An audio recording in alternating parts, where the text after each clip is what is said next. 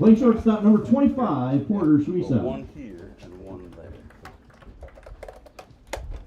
Perfect. In the cleanup spot, number 11, That guy.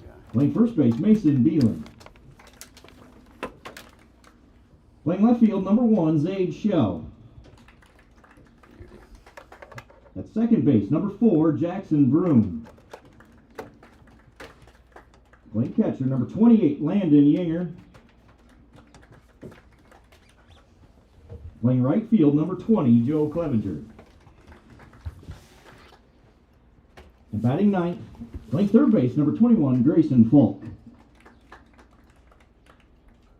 Ladies and gentlemen, please rise. Move your hats for the playing of our national anthem.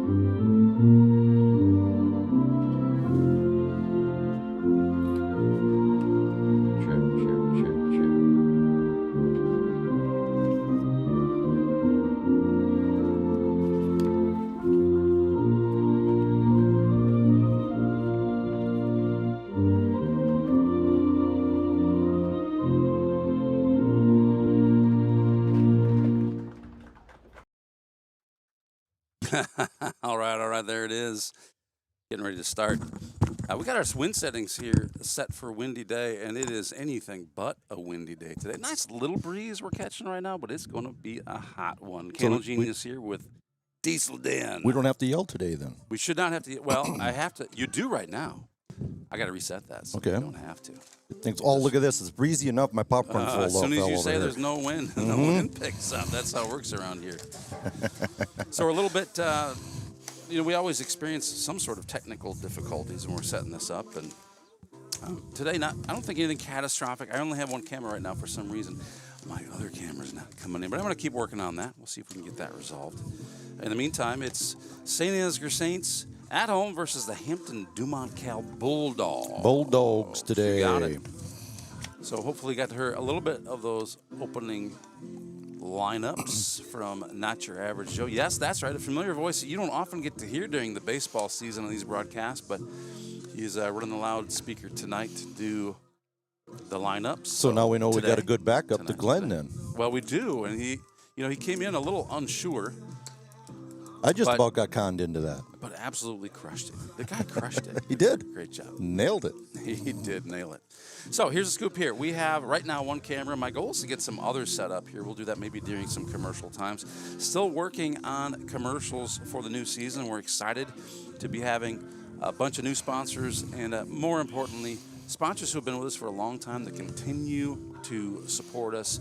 That says something, right? We can get people to sign up 1 year, but when they decide to do it year after year, it tells us that hopefully we're doing things that they appreciate. Repeat customers is what we like. You got it. Hopefully they're finding it valuable for their business. If you find it valuable for your business and you want to be a part of Saints TV's advertising, 100% of the proceeds, by the way, go back to the creation of this broadcast and the school system as part of the St. Ansgar Community School District. We're delighted to put it all back. Everybody here is a volunteer, so email me, Eric, E-R-I-C, at saintstv.com. That's E-R-I-C at saintstv.com, and say, hey, Eric, hey, Candle Genius, I want to be part of this. All right, here we go. Who's on the mound tonight? Here we go. We got Connor Mullenbeck going to be throwing here. He's going to be throwing to Landon Yinger here. We'll go through lineup here once, or our defense. And we got a straight pop-up fly, and it is out of play right into the grandstands. That thing, she popped her right straight on up. You got a pretty good swing on that thing. You get a good solid hit on that. That thing's going to go probably over the heads of one of the outfielders. Yep. Beautiful day out here today. Just like we were talking, no wind. It's pushing, I'm sure, low 80s right now. Yes, it Another is. swing and a miss. Kind of like 0-2 the Connor's count. pitches, low 80s. Yep. Right on. Looking good so far here. Hampton-Dumont, what's the record? What's anything about this team? Well, Well, hit by a pitch. Let's go get some of those stats. We also are tapped into some nice stats here that we started using yesterday, using the game changer that's attached to the St. Ansgar. I don't know who's running that because Alexa's here not running it. So who's running the game changer tonight? Who does that today? Kane is. Okay, cool. So we're using baseball players to keep the stats updated. Good. I used to associate this with the managers did it, but this is, it's great to see when you've got repeatable processes that many can do. You got to make systems easy. It's a good lesson, I'll say, in life and business and in baseball.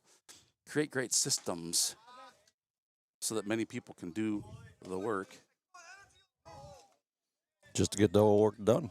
Yeah, it gets the work done, right? So we have access to some cool things here. Rodriguez is up for the Bulldogs right now. We got one guy on after he hit him probably in the shoulder or arm or something like that after he had an old 2-pitch on him and maybe a curveball that just got away on him. But here we got their number 2 guy in the box here, and we got a guy on, got nobody out. See what Connor can do here with him. Swing and a miss.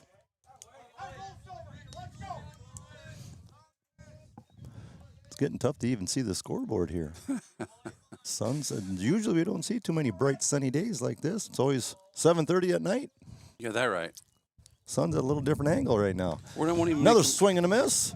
We won't even be complaining about the lack of a shade in the back window today, sir. That's right. That's right. Fritzy's got nothing to complain about, and here he's not here. Not even here to complain. Can you believe? That's probably why I didn't show up. Yeah. He made a lot of reasons why I wouldn't be here today, but Yeah. I got a feeling it's because he knew he couldn't complain about it. That's right. That's right. Just ain't happy unless he's complaining. Fritz-o-matic there. The Fritz. 1-2 count. Nobody out. Got a guy on. Connor delivers and strike 3. Put him down swinging. So Rodriguez goes down swinging. And Connor Mullenbach just 7 pitches in. Got 1 runner on base and 1 out on the board for the Saints. That brings up Will Vosberg, their catcher from the Bulldogs. You got Vosbury? Mm-hmm. I'm showing Showalter on my app. Number 5, huh? Oh, really? Well, you know what? There's a way is to the number wrong? Or No, there's a way to confirm. he's number 5. You're probably right. I got number 5. I got Will. Got to have one of the Bulldogs tell us for sure who is this guy. Well, we got jersey number. We'll go with that. Swing. That is a swing. So he's 0-2 right now. 1 out. Guy's still on first base. He's been kind of taking a pretty good secondary lead there and hasn't decided to pull the trigger yet to run, but see if that happens or not.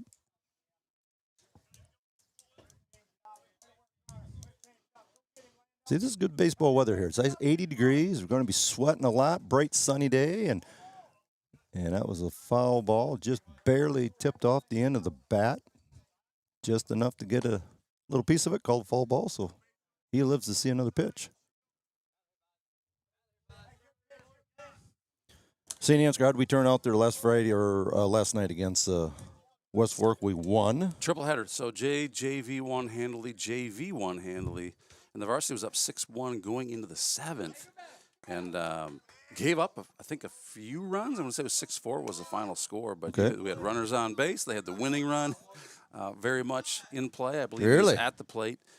So it turned into a game that was probably scarier than it needed to be. But I tell you what, their pitching was good. And that was in the bottom of the 7th that It was they had the bottom guy? of the 7th. We were up by 5. Like I felt like we had one of these last year where we came out on the top end of it by scoring a bunch of runs against Osage here at home. Sure, you betcha. We got a fly ball going out to right center. Tony goes ahead and makes the catch for out number 2. He had to run quite a ways to go get that one, and he picked it on up. So good communication out there between Joe and Tony, and he goes ahead and picks up the fly ball for out number 2. You know, Tony's so quick. There was one speaking of that 7th inning last night, there was a hard hit ball out to left center. It looked like nobody was even possibly going to be able to get that. Well, Tony got there. Much like Tony can get there, but it ended the game there. It came off the tip of his glove, so it was one of those where he should have caught it, didn't catch it. I'm sure he's mad at himself. Straight fly ball. Landon goes ahead and catches underneath. Yep, one pitch, catches it, and they go up and down in order. So I'm sure Schnabel wanted to erase that one. Of course, it didn't cost them the game, but it was just one of those things where, like, things are happening here that we need to put a stop to. Correct. And you're not used to seeing Schnabel drop one that comes off of his glove. So that was a great play out here in right center just now to make the catch on that one.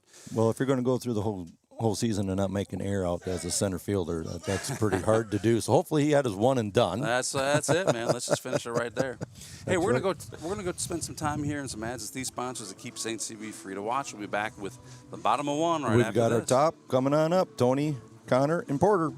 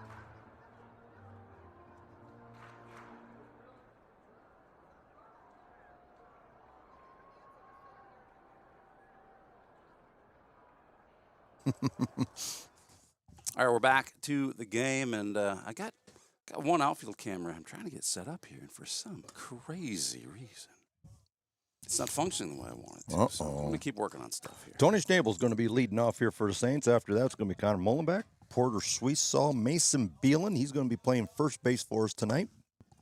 We're going to have Zayd Shell playing out in left field. Jackson Broom's going to be second base. Landon Johnson's going to be catching. Wait, how about Yinger? Or Yinger. Are you trying to read your own handwriting again, Diesel? Well, I just had a short abbreviation of a word there, and I just threw that out. You got the first letter, right? That's right. Cool. Right. Joe Clev's going to be out in right field, and we'll have Grayson Falk at third base. There's your lineup for the Saints, and Schnabel goes ahead and takes strike one. Got 3-1 count on him now.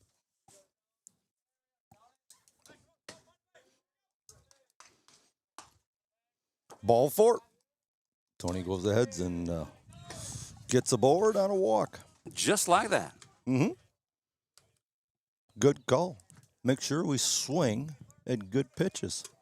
Let everything else go. Nothing wrong with getting on base with a walk, right? You're on base. Like we talked for whatever that percentage number is, we got to come up with that number. What is it? If you got the leadoff guy, 70. That's 70. Well, 70% of the time he's going to score. That's the first one we were told. So okay. I like that one because that's the one I can remember. Mm-hmm. Connor Mullenbeck goes ahead and takes first pitch strike, looking.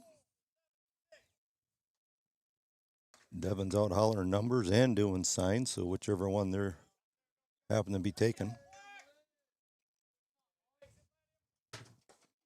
Hampton-Dumont Cal comes in with a record of 2-5. St. Andrew Saints have an 8-0 record so far to start the year.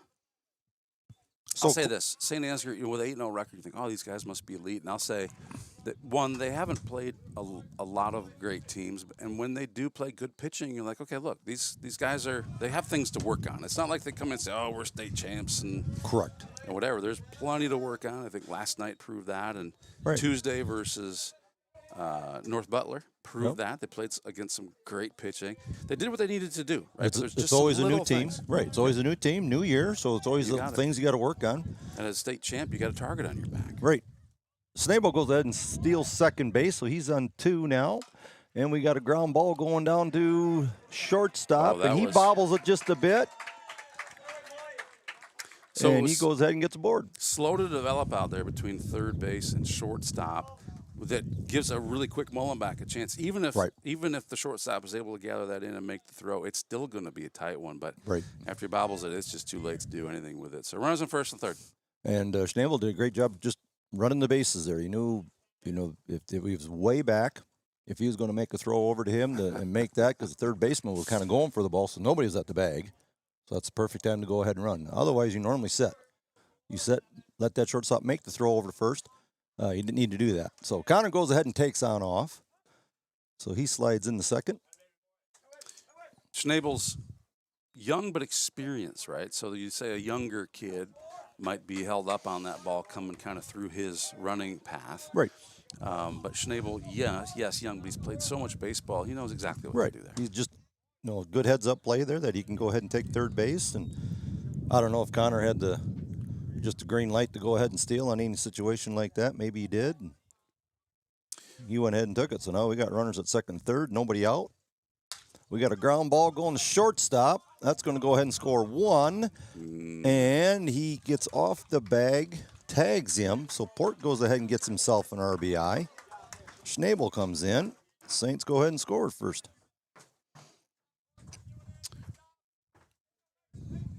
Nice shot by Porter on that one to get the ball in play. And we say it all the time, if we could score 1 run for every out in the game, we'll take that trade every single time, right? That's right. So we got 1 out here. Absolutely. Mason Beelan up the bat for the Saints. First baseman here for us today. Let's talk about pitching. On the mound is number 21, Jacob Mahler. Chat's open if you can help me with the pronunciation. He has played in 1 game. He has pitched 0.2 innings. So in 23 total pitches so far this season. Definitely nothing compared to Bleak Burmester. Sorry, you guys. We got some fun names over here in Hampton-Dumont, Cal. Yeah. Who's pitched, anyway, 305 pitches, or William Vosberg, who has pitched 320 pitches, both sophomores. So these guys are getting some quality game time. Mason goes ahead and takes ball 4, so we go ahead and we got first and third situation coming up again. But you see that in a Saturday doubleheader in a non-conference matchup where a couple teams that aren't going to find themselves playing, I'll say in the postseason, they don't play in conference play, they're going to use their best pitching in those games that are going to allow them the best chance to get a great position in the postseason. Right. So this is a great chance for us today to see some kids that we don't usually see, and I'll say that's true of Hampton-Dumont as well. Right. And they've got this is their 7th or 8th game, so they play about the same number of games with us. You bet. As us, and Mason's going to stay put here. We still got runners at first and third. We've got Zaid Shell up the bat here for St. Ansgar. He's taking all kinds of signs from Coach Devon and see what it is we can make a play on here. Strike. He jumped out on that one like an inside pitch and still called him strike, so must have some pretty good movement on the ball. Yeah. Was going to check to see how much rain we had around here. We have just around an inch of rain here in the last couple of days or something, but the field's sure looking nice and green and it is soaked up. The dirt ain't dusting flying. We got a bunt coming on down. Bunt. Good bunt, and he can't make a play at first. So Zaid Shell lays down the bunt. Zaid. Perfect bunt. It dies right before the third baseman can go ahead and handle it, and Was that that wasn't a suicide? That was just a bunt run. There was no suicide. Yeah, Right. that was. It was probably called a suicide, right? You expect someone to make that play. Third base comes up, just charges, right? Well, that gives the runner plenty of room to get a great lead. Yep. Jackson Broom's up the bat for. Now we got Shell on first base, and we've got. That's room for you. That's right.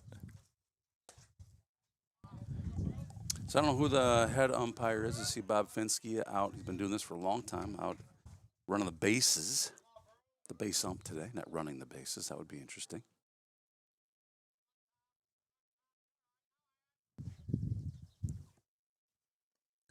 Vroom takes one in the dirt. So Mason Beelan's on second base. H. Shell's on first. We've got Jackson Vroom up the bat, number 4 for us. See if we can score some more here.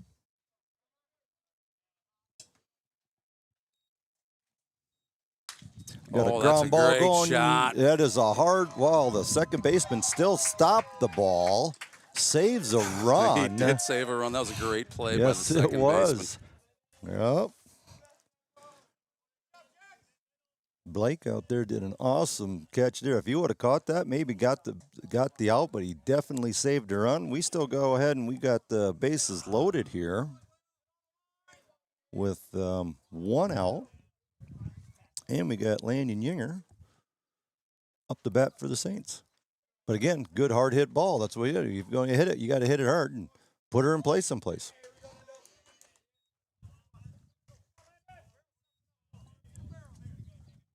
And so far, we've been doing just that. Ooh, good stop by the catcher. That ball goes ahead and hits the dirt 4 feet in front of him, and I think he takes it right off the mask almost. Yeah, also saving a run, right? Yes. Yep. See, the grass is really getting more down there in front of the pitcher's mound there. Oh, yeah. Ooh. Yeah, even Good the mound take. itself, you can tell it's been kind of under a little duress from the rain that we've had. Mm-hmm. Kind of matted down a little bit. Maybe they like it like that. But Mm-hmm. Pitch delivered. We got a ground ball going to shortstop. He pitches, goes to second. He's out at second, and he is safe at first base. But we get another run in. Big Mason Beelan's wheels over there went ahead and scored on in. Zaychel's going to be standing on first base. And Landon will go ahead and get courtesy run for old Speedy D. so Landon wanted to run the bases, so he's handing this gear to Coach Meyer. Meyer just gives it right back to him and says, "No, get in there. We're getting you a runner. Go get your gear on, catcher." Right. Kane Dietrich's going to be in for a courtesy runner for probably the entire game as long as Yinger is catching. So I'm sure anytime he gets on base, he's going to go ahead and take a seat. And Speedy Dietrich's going to get in there, and he takes off to second base. We got a ground ball going to shortstop. The only play he's got is first base, and he goes ahead and ground balls out, and Joe gets thrown out first base. Great play by Short to keep that score somewhat in check. Saints with 3, Bulldogs 0. Batted 8 that inning, and they're going to start on up with their numbers 5, 6, and 7 batters for Bulldogs. We'll be back.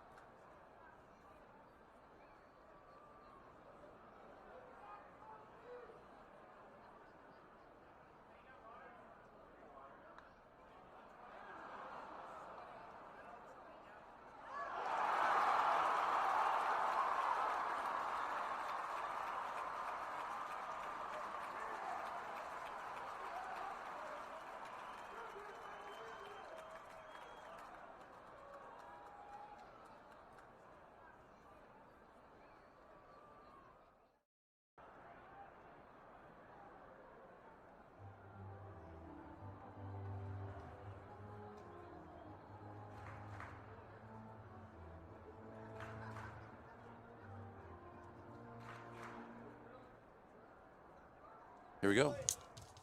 And we're back. Top of the second inning here. Saints versus Hampton-Dumont Cal in a doubleheader. This is the first game. Candle Genius with Diesel. Denny Sauls. And we were up 3-0 here, top of 2. And I was just noticing warming up here that Mason Beelan, our first baseman, where he was pitched the full length last night, a full 120 pitches. 110 or just shy of that. But yeah, he basically maxed himself out last night. So even just to rest him up, put him at the first base position, and they had somebody else actually just throwing balls out to the ground balls, and he just standing there catching just to save his arm. Awesome pitch there, Connor. No joke. Yep. 1-2 count. So I'm sure he needs at least 4 days rest. If you think about what does that mean, that's Saturday, Sunday, Monday, Tuesday. Could play him on Wednesday, but we play only Tuesday and Friday this upcoming week. Where at? We host Lake Mills here on Tuesday. Hopefully, can be there for that. Be here for that. Yep. And then Friday we host the Newman Knights. Oh, yes. Here in St. Anne's. Yes. So that'll be a good game. 4 straight home games, at least. I'm not sure what happens the following week. Mm-hmm. But I'm guessing it means we're going to travel a bunch if we got to take these home games here. Ground ball going out to our shortstop, Port. He goes ahead and swoops it on up. Out number 1. Great play. Routine play for that fella. Porter to the quarter. Eats it up. Yes, sir.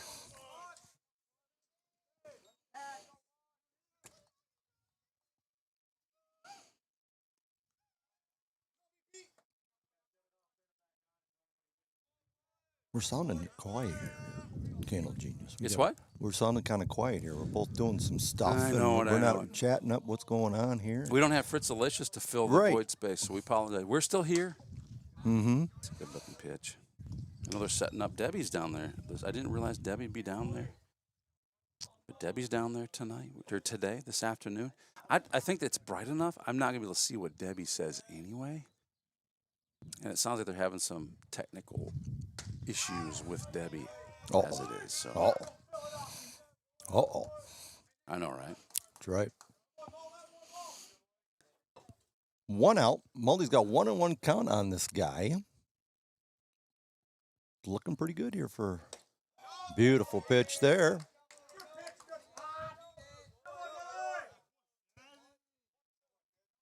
Real good pitch there. Seems to be right on here again tonight. So after Beelan pitched all last night, Porter come in for a few pitches, you said.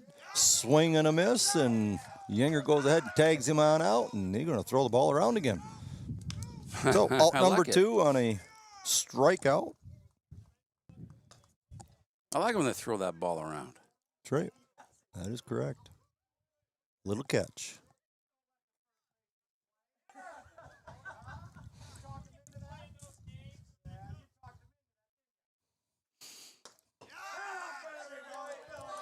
Mully goes ahead and delivers another strike. Got a little funnies going on down there. See Devin's giving some of his players some guff about something. Swing and a miss again. Good off-speed pitch there. Way over the top of it. Way out in front of it. Now comes the heater. What do you want to bet? Comes the heater. High heat, right? Ooh, low heat. Mullenbeck he's looking good. Yes, he is. He's looking very good. Yep, good control. He's not all over the place. Any misses that he does have, it's close. It's not in the dirt 4 feet over the head or anything like that. He's very well controlled and works out perfectly.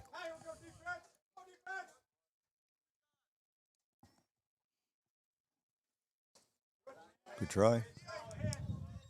Off-speed pitch there.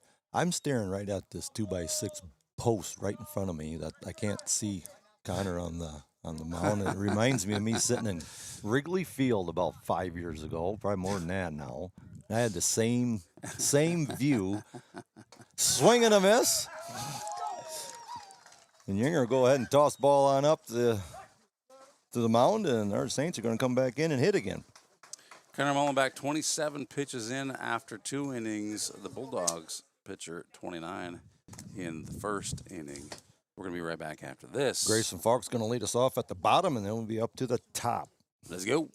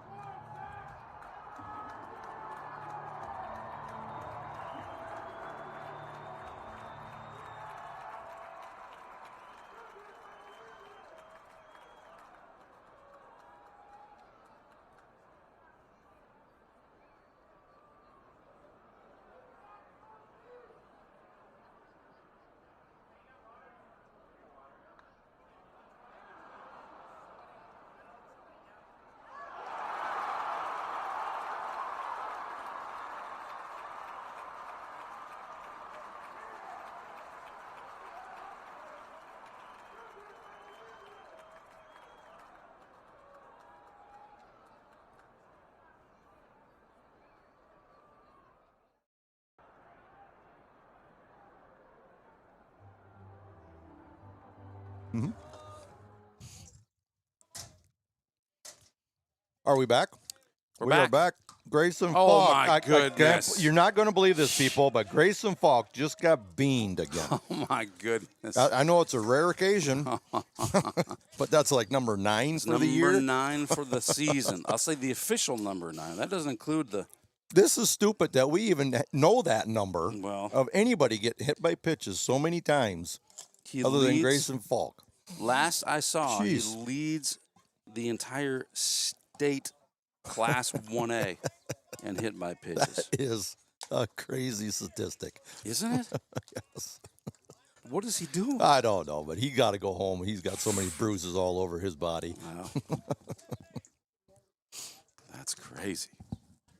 Crazy kid. Well, so he's aboard, and we're going to go right on to our top. Anthony Schnabel's going to be up, and he's going to bunt, and it gets down, and the pitcher cannot get a hold of it, and Falk did a very good job. He got up in the air like this. He just quick stopped about midway, then seen the ball drop, and then he went ahead and continued on, but that could have been ugly for us. He would have caught that. That would have been an easy double play, but Schnabel gets her down. He does his job, moves the guy on over, and he gets a base hit out of the deal, so everything's good. That's wild, man. That is the danger of that play, isn't it? Right. That's right. But I know, for forever. I mean, and that's just Devin's sense of coaching is that he loves the small ball. Yep. He loves this button thing. He just does. And it works out really well. But in order for that to work really well, we got to have 1 through 9 batters know how to bunt. You got it. At any given at bat, they got to be able to lay that ball down. And you're always going to have your mistakes, just like striking out, that sort of thing. But for the most part, they put the ball down. They protect the ball. They put her down, whatever baseline they say to do, and they do a very good job team-wise of the bunting game.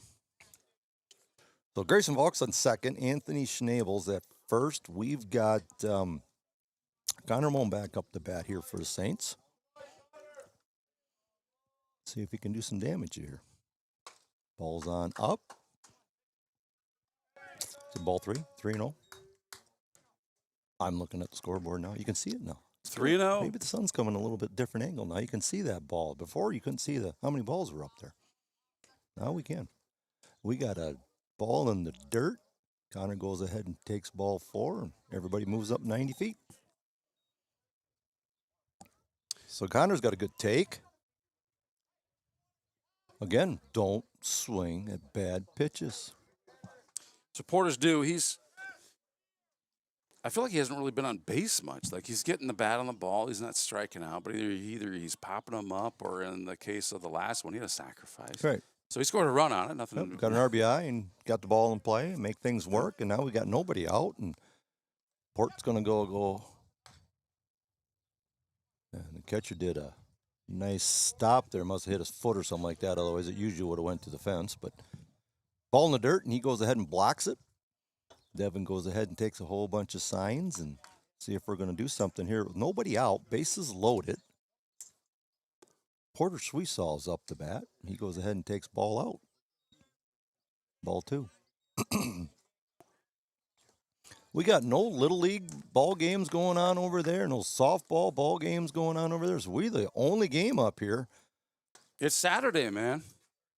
But it's such a great day that you should just schedule a game. There are a lot of teams playing in, a lot of St. Ansgar teams playing in Des Moines. Got a bunch of Bandits teams out there this weekend. So you got some Des Moines teams. They're around, just not moving. We got a ball going to, is that ball 4?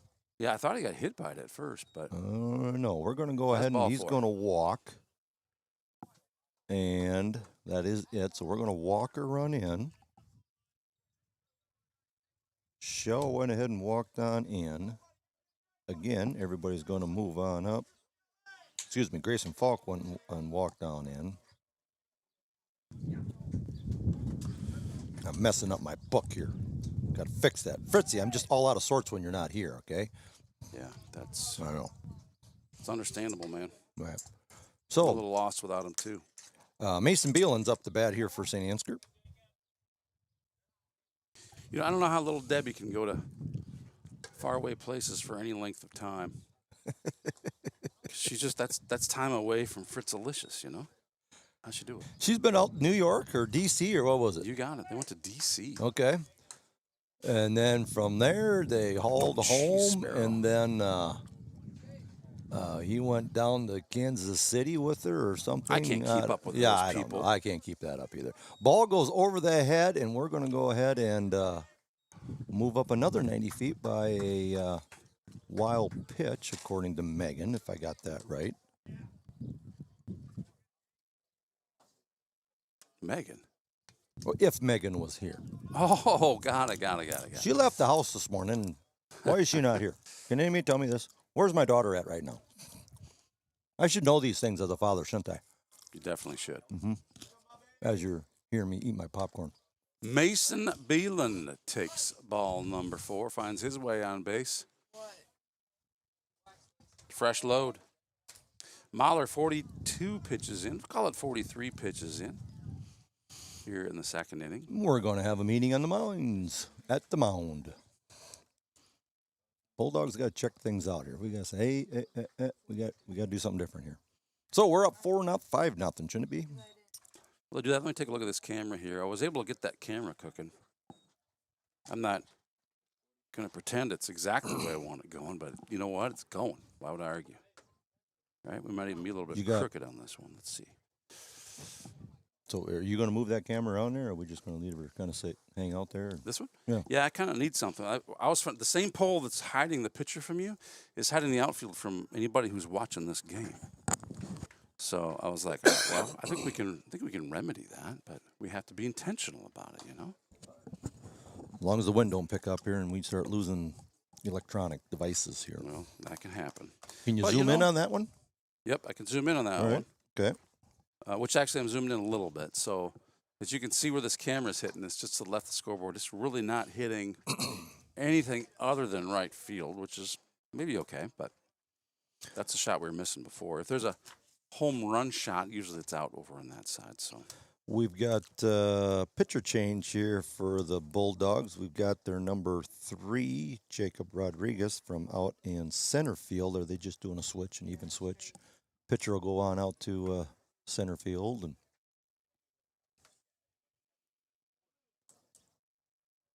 well, it's warming up here now. The where guys, better be drinking up water. Oh, that you sort gotta of thing. hydrate, and, man. You have to. You gotta hydrate. You Yep. must. Don't want anybody getting sick or that sort of thing, just because of heat exhaustion. But as the season progresses, it is definitely going to get hotter.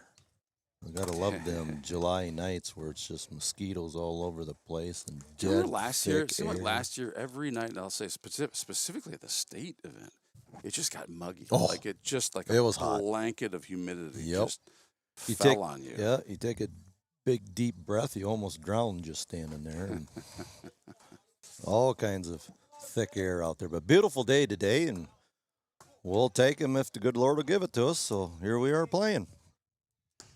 Mason Beelan will be standing on first base. Porter Sweesal's on second. That's got to be Connor over there on third. Am I right? Yep. Yes, sir. And we've got Zachel must be up to bat, I'm thinking. Yep, number 1. Number 1 again. It was Dude, that nice. Brandon always played number 1. He was number 1 number for St. Ansgar. Pitch. He goes ahead and takes first pitch strike there. How many pitches did he have? 43 pitches the other pitcher had for the Bulldogs, and pulled him out. He's losing a little bit of. And we have a suicide bunt going on. Squeezes in one. He rolls over and plays to first. It's a 2-for-1 we just did. Great job, Perfectly Saints. done. Perfectly done. Bases loaded. Yep. That can be a little tricky because there's a force everywhere on that. Yep. A great job. Well executed. We said we trade 1 run for an out every time. How about 2 runs? How about for 2? one out? That's right. Yep. So he goes ahead and makes the play at first. Grounds out Zachel, but we go ahead and score 2 on that. Mason Beelan's going to be the only base runner left. Looks lonely out there. Beautiful, beautiful bunt that Zaid put down, and you don't get any better than that. So what's the guy got to do different to defend that?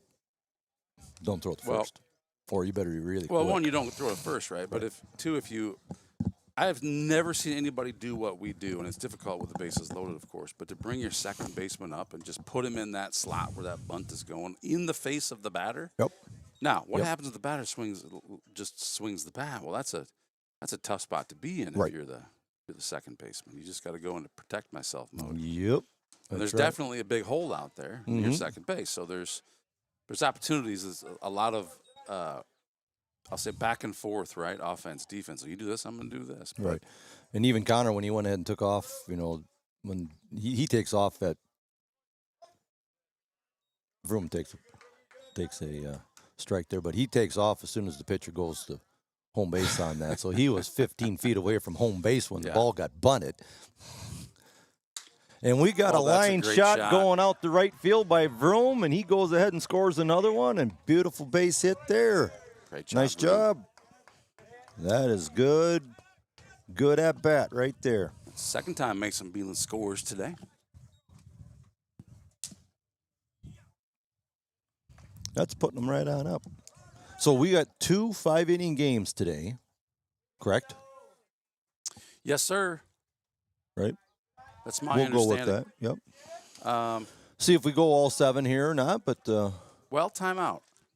I was informed by our AD earlier this week that a high school game can't count unless it's 7 innings.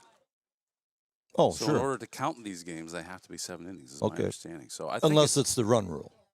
Unless run rule, yeah. So I mean, even that, it's a 7-inning game. It's just correct. There's rules in place that correct. allow that to be a and if I guess game. we don't, we got a pop fly going out the short left field, going down. Oh, it's do not foul. Oh, he overran it.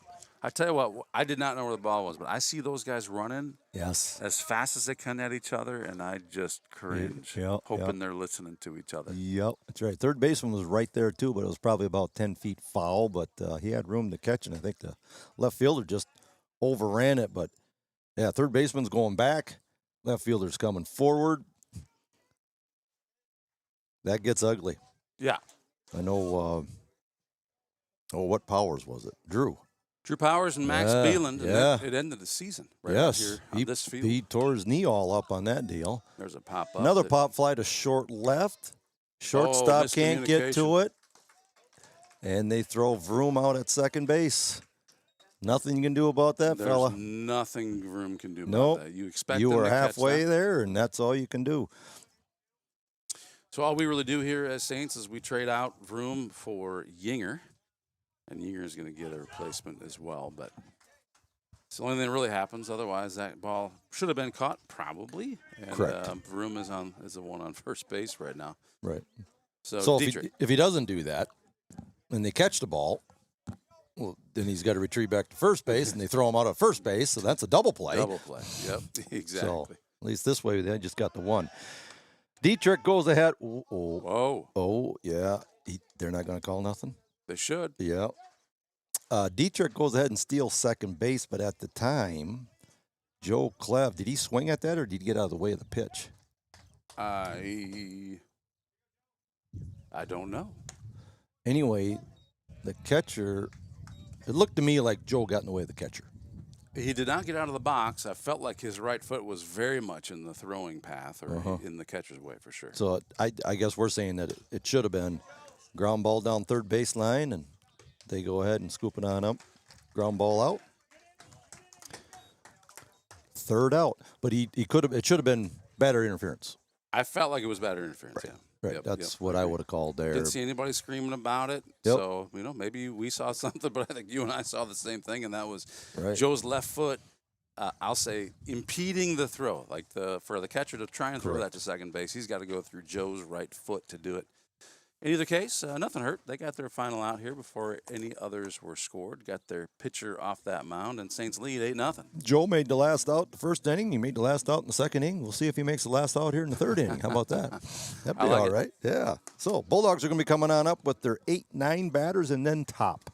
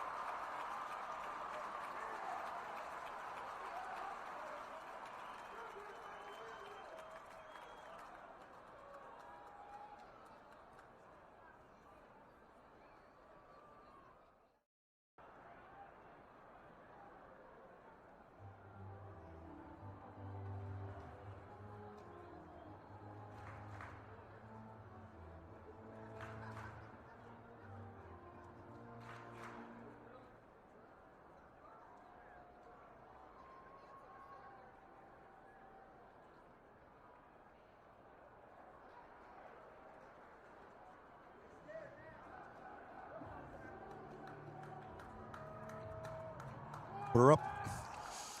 Hey, we're here back back again. Mully goes ahead and delivers first pitch strike. Nice low strike, and he goes ahead and gets all geared up for pitch number 2 for the inning. Swing and a miss. Yinger could even block that one, and he still swung at it. So he's got some pretty good movement going on here today. Good control. Good thing that wasn't strike 3. He would have been standing on first base, but Landon will get that figured out.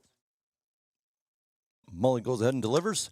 Ground ball right back to the pitcher, and he goes ahead and flips to first base. Out number 1. Was he surprised that it was in his glove? I felt like he was like, whoa, wait a minute. Maybe. He's Look still what I in found. there? Come here, little bugger. Look what I found. Top of 3 here for St. Ansgar. Bulldogs fighting it out here. Dogs are on up to bat here. They are down 8-0. Top of 3. Our St. Ansgar Saints are just pitching well. We're hitting well. We're running the bases well. We're doing a lot of well things today. It's looking good. I like it.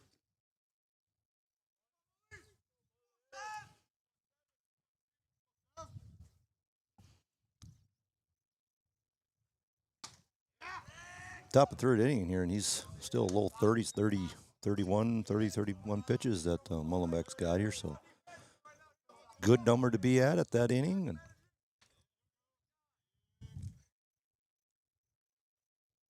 we got a fly ball going on out to shallow center, right field. Joe Clev and Schnabel go ahead and chat it out, and Schnabel goes ahead and takes it. Joe was coming in pretty hard at that one that he was going to take, and Nelson Schnabel said, no, you're not. Lost his hat. That's my ball. Joe kind of goes down putting the brakes on. Well, you got a kid like Schnabel coming at you. I'm thinking you're going to want to maybe just get out of his way. I think you're right. Yeah. I think you're right. Yeah, he's got some meat behind him. So Bulldogs are up to their top of the order. We've got a foul ball went off his leg down third base line. So that's got to feel good. Yeah, Oh, I'm sure it does. Like, yeah, that's not so good. That is one thing I don't think I've ever done, is fouled a pitch off my foot or leg or anything like that. Probably not going to happen at this point. That's right, yeah. Pop fly going down third base, fair. and that is a fair ball. Not by much, but just over Grayson Falk's head, and he couldn't get to it. Our left fielder couldn't get to it, and lands fair, and he kind of just stuck the bat on out and made some contact there, and he got himself a base hit. So he gets aboard. Second time Carson's been on board here. There's number 2 batter here, Blake. Mully goes in and delivers, and Landon takes it in the dirt and covers it up.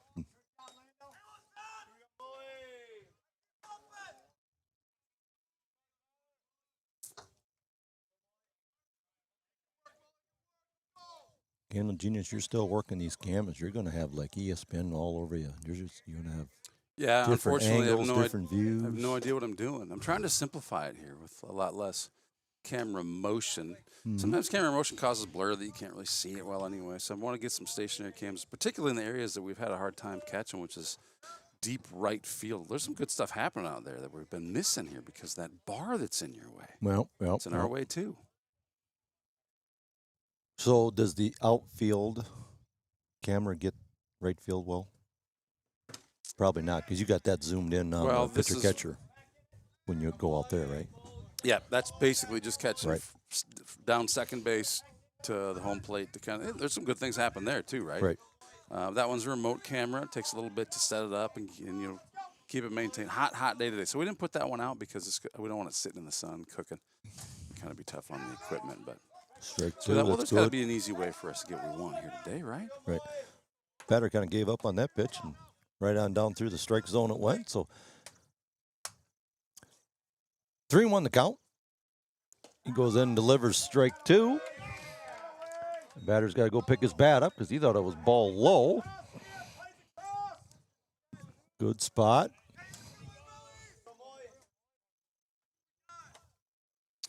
If you're listening and hungry for more stats on these batters, I'll get these cameras cooking here soon. We'll get you some batter stats. We'll get you averages. And You're the numbers guy here of it all, okay? You got all that information someplace over there on one of them devices. Swing and a miss. So he comes all the way back from a 3-0 pitch count. Unbelievable. And strikes him out. Holy moly, as we say around here. Right on. Some say holy guacamole, and neither of them are wrong. You call Great it what job, you pitcher. want. Call it what you want. For the second time today, Grayson Falk, the bottom of the order, he is going to be starting us off. Now we can say that he's leadoff guy. Twice he's done that today. And What we'll happened see the if he first gets. time, Deese? I know. We'll see if he gets hit by a pitch again. I mean, if you're a betting man, that's what you almost got to do with this guy. Kinda gotta. Yeah. Kinda gotta. So we'll see what happens there. Until that happens, they're going to go ahead and rally down first baseline there and get it all figured out and end up with a good lineup. Are we going to commercial or are we going to just hang out here? You get your Let's go cameras to working. commercial. Let's do it. Hitting commercial. All right. Falk's going to be up.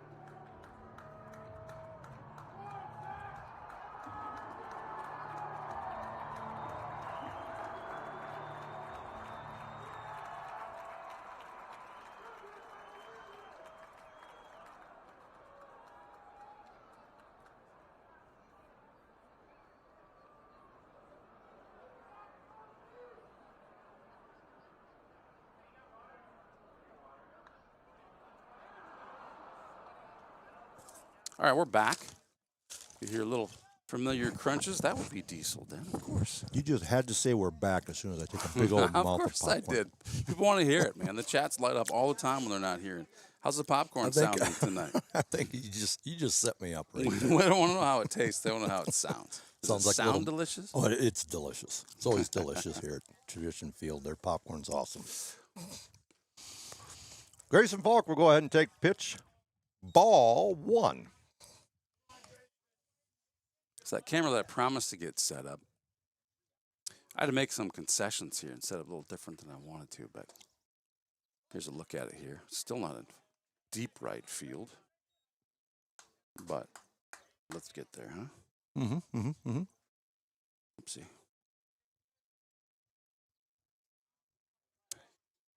What you missed was a pitch that went over the catcher's head as I'm setting this up. I think this is going to be a decent little shot for us here. Who we got for a ball boy going running out there? Who's that guy?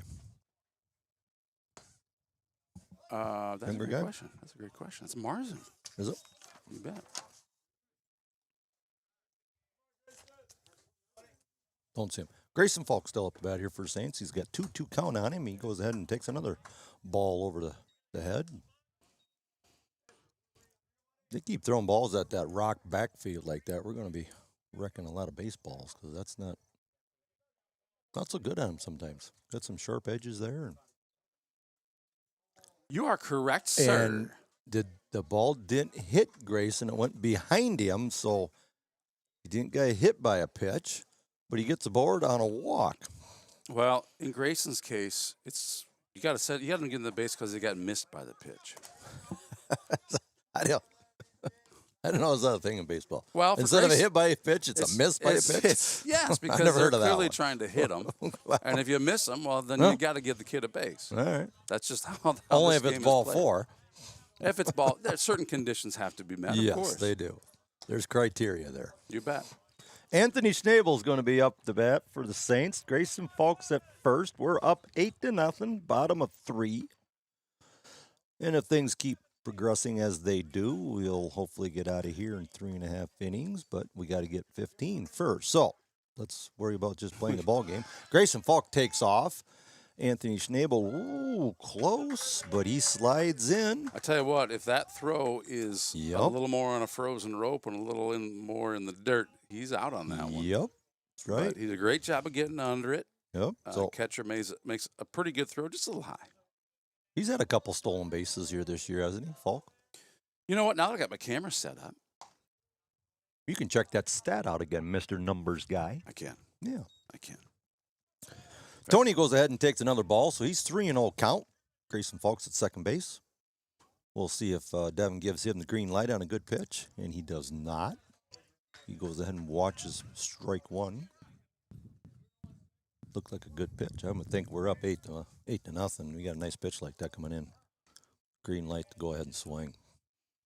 We There got it a is. high fly ball going out to right field, and it is over the fence for a home baby. run. Schnabel. Hey, we got our right field camera set up just in time. Yes, Diesel, you then, did. to catch that one. Good call there, Candle Genius. He That goes is- ahead and touch them all there, Tony. 2-run shot over the home run fence at right field and does his job as a batter. Oh, my goodness. Tony Schnabel. That's Right. his second home run of the season. Second time he's hit one on this field. Last time he did it was 2 years ago as an 8th grader. Correct. Great job. Great hit, Tony Schnabel. Way to get your bat on that. Right on. Get it all. Now that's fun. Sounded good. Yes, it did, and it came off. Right fielder went back. Once he got to the warning track, he's like, yeah, I'm not getting that one.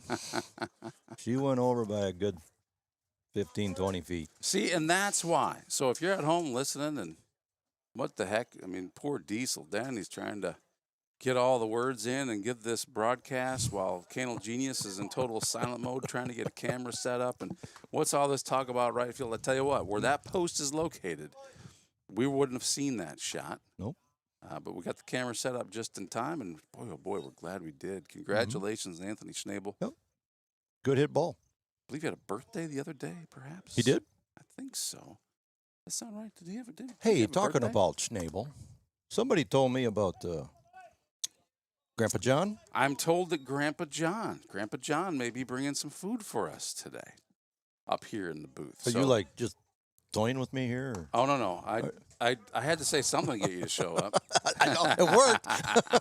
I promise you, if it doesn't happen, we'll make it happen. But no, I'm told that he's never failed me. But he asked how many are working upstairs on Saturday, and I was like, well, why do you want to come join us on the broadcast? He said, no, I want to make sandwiches. Okay, and like, good. So Grandpa John has the best, and I'm not even joking, the very Best. best pork loin sandwiches you have ever eaten. I think he serves them on Paradise Right. buns. So Connor Mullenbeck goes ahead and he takes a base on balls. He goes ahead on the next pitch, steals the second base. I tell you that that catcher down there, he's good. He's good. He's Yeah. throwing it right where he needs to throw it. And, you know, if the pitchers would maybe get him a little closer, one step makes the difference on probably two different outs there between Falk and Connor there. And These base stealers are fast, and they're smart, and they're watching the pitcher close. right, and as fast as they are, and he's making it that and close. he's still that close. Right. That says a lot about Yes. the catcher. Yep, he's got a good gun back there. So let's be honest, the pitcher too. I haven't even really been paying attention. I assume he's coming from the stretch here to shorten up that windup a little bit. Mm-hmm. But no, just you know, he's kind of holding him on there. But there's a good baby. hard hit ball right to center field. Center fielder takes it on one hop. Going straight Mully home with will it. go on in, and he will stand up, running on in, and beautiful shot there by Porter for a base hit and another RBI. It's a really smart move by the center fielder who I thought he's going home with it. Yes. I thought Porter should be just moving to second, but it's going to the pitcher who's obviously given a chance to get Porter out if he does that. So great job, Porter Sweesaw. He's been getting the bat on it a lot, but not getting on base much. He finally finds himself on first base here. But he just always makes contact. He does. How many times always does he make- strike out? About never. You Yeah, know what? I Hey, think I've seen it once. I got maybe. my camera set up. You know, I in think 8 games, and he's only struck out once. I mean, he puts the bat on the ball, whatever's got to happen. Port goes ahead and takes off the second base, and that's just what I'm talking about.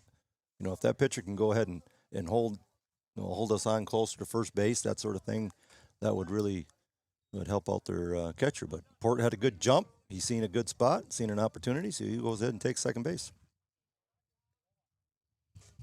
So Porter standing on 2. We got a ground ball going down first baseline, foul. Mason Beelan up to bat for St. Ansgar here.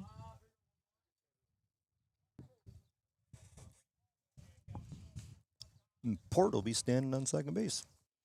He goes ahead and takes a lead. Ball up. 2-2 the count. Nobody out. Bottom of 3 right now. Up 10-0.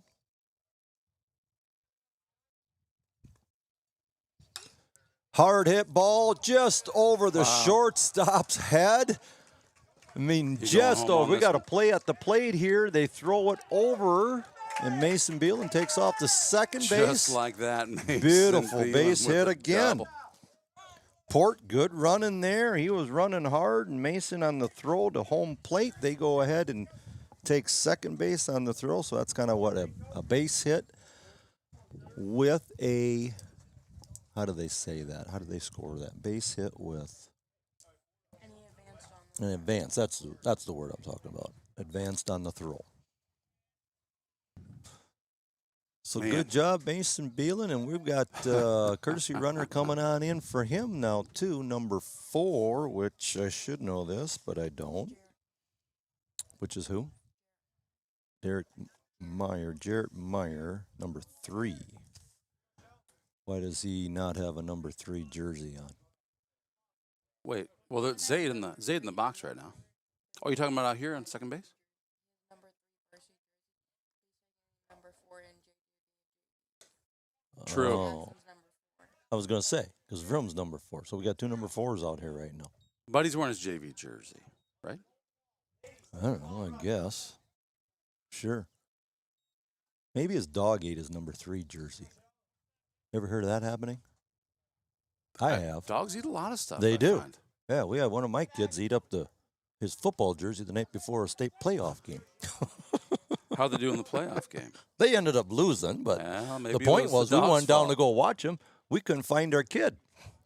And it's football, right? They're all Right. covered up. You Yeah. can't tell who's who. We're looking around. Hey, we're looking for number 73. Yeah, he's not there. What number? We're howling up Myers. Like, where's? It happened to be Ben. That was funny. Still talk about it 20 years later. Probably not 20 years later, but 10 years later. So we got Zaid. What happened? Foul ball? So Zaid's been up twice. He's bunted twice. And Yes. He just attempted a third time in a row. Just about did her, too. He's got it bounced off his leg or something for a foul ball or something. But So the batter's box is not in the field of play. no, that's a foul ball. And so the ball hit the batter's right. Look at this. Zaid. Base hit out the left Zaid. field, and you better be hauling This with that kid is guy. dangerous. He's got to fly. He's got to catch did play at the not plate. And catch he's, the ball. Nope. That was a good throw, though. Good play at the plate there. And with the play at the plate, Zaid goes ahead and takes second base. And we go ahead and score another one on a earned, is that 3 in a row now or something? So Zaid looking good out there. He proved that yes, he he can is. bunt the ball well. And that one, he attempts the bunt. And so they're just thinking, all this kid does is bunt. There's no way he's going to hit it. And then he slaps one out to shallow left field that no one can field but Yep. until it's too late, I should say. Until it's too late. Run scores, and Zaid's now in second base, just like that. Jackson Vroom up to bat. We got a fly ball going out to fair ball out to right field again. Vroom's going to go ahead and take off to second base for a stand-up double and scores another. Zaid Shell comes around, and boy, we just can't stop hitting at the moment. We just have an embarrassing hit buildup going on right now. We have an Right. embarrassing buildup of hits. Saints lead by 14 here in the bottom of the third inning. Base Still hit, no outs. base hit, home run, Falk walked. I mean, the last 7 batters now have reached. And we got a hard hit ground ball down third base line. They go ahead and make the play, and Vroom goes ahead and tries to slide into third base. Wasn't very graceful on that one, but he didn't know if he was going head first or if he was going to go feet first. And so Yinger goes ahead and moves the runner on over. So as a base or as a batter, he goes ahead and does his job. A productive out, we'll call it that. I like that productive out. I like what the third baseman did there. Right, the way this inning is going, we've scored 5 runs, and they hadn't had a single out yet in this inning. Right, so third base doesn't rush it. The worst thing you can do, like if things aren't going our way, is to make a quick errant throw and just make the situation worse. He took his time. He had time. Yep. Go make that throw. Let's get the out at first. Yep. And that's another great base shot. hit. And that's in the gap. Center fielder does go. That's a throw that if Joe knows it's coming, he's just going to keep going to second base, but wisely holds up. But good hard hit out the center field, and I think the center fielder the ball slipped out of his hand, and and he didn't make a very good throw, but held Clev to first base, and now we've got Grayson Falk back up again for the second time this inning. So we didn't make it through the order in the first inning, but we surely did. First 2, we had 8 go up. So Joe goes ahead and takes on off. There's another great throw by the catcher. Yes. He's good, man. He's safe, but it is right there. You know, and I like it. We're testing these base runners' ability to steal against a good pitcher. Yep. In a game that you have a substantial lead, why not? Let's see what they're capable of. Grayson Falk takes ball high. So I got news from Keely Sweesaw, who's, I want to say she's in Des Moines this week. I think we got a couple groups of Bandits kids, one group or a couple of groups maybe in the Des Moines area, maybe one in the Waterloo area. I'm not exactly sure on that, but she says that the Bandits, 12U Bandits won 8-0 this morning. So and is Jackson Lincoln Olendak playing there or not? Is he that old? Lincoln's playing down there, yep. He's a 12-year-old? Got a pop fly down first base line for an out. So Grayson Falk goes ahead and pops on out. So is Lincoln just playing up? He's not 12 yet, is he? He's typically played up. Let me think about that. He's going to be in 7th grade. Going to be in 7th grade. So what does that work out to? Is he really? Yeah, I know. I can't believe that either. Okay. Tony Schnabel's up the bat here again for St. Ansgar. Last at bat, he went ahead and put one over the right field fence. Happened to be in this inning. Yep, same inning. So we got 2 outs. Got a ground ball that Landon Yinger went ahead and moved some runners around, and then we had a fly ball that Grayson Falk just went ahead and popped out down first base line. We got a pop fly going straight on up. Is it out of play? I guess it's out of play. Again, you have pop flies that go that far up. Yeah. They are just under it. Yeah, you're an inch away from putting it over the fence. Yes. We got a hard ground ball down second base, and second baseman picks it on up, and he grounds on out for out number 3. Great inning for these Saints, who score 7 to take a 15-0 lead. Heading into the top of 4. Again, if this is a 7-inning game, which we expect it is, because I think that's how the rules work, it doesn't matter if the Saints can maintain this lead through the next 3 outs. We'll see what happens here. That's all we got to do is get 3 outs. We got to get 3 outs and not allow any runs, and this game should be over. We'll take a little break, and then we'll come back with the second half of our doubleheader. These guys will be at their batters 3, 4, and 5.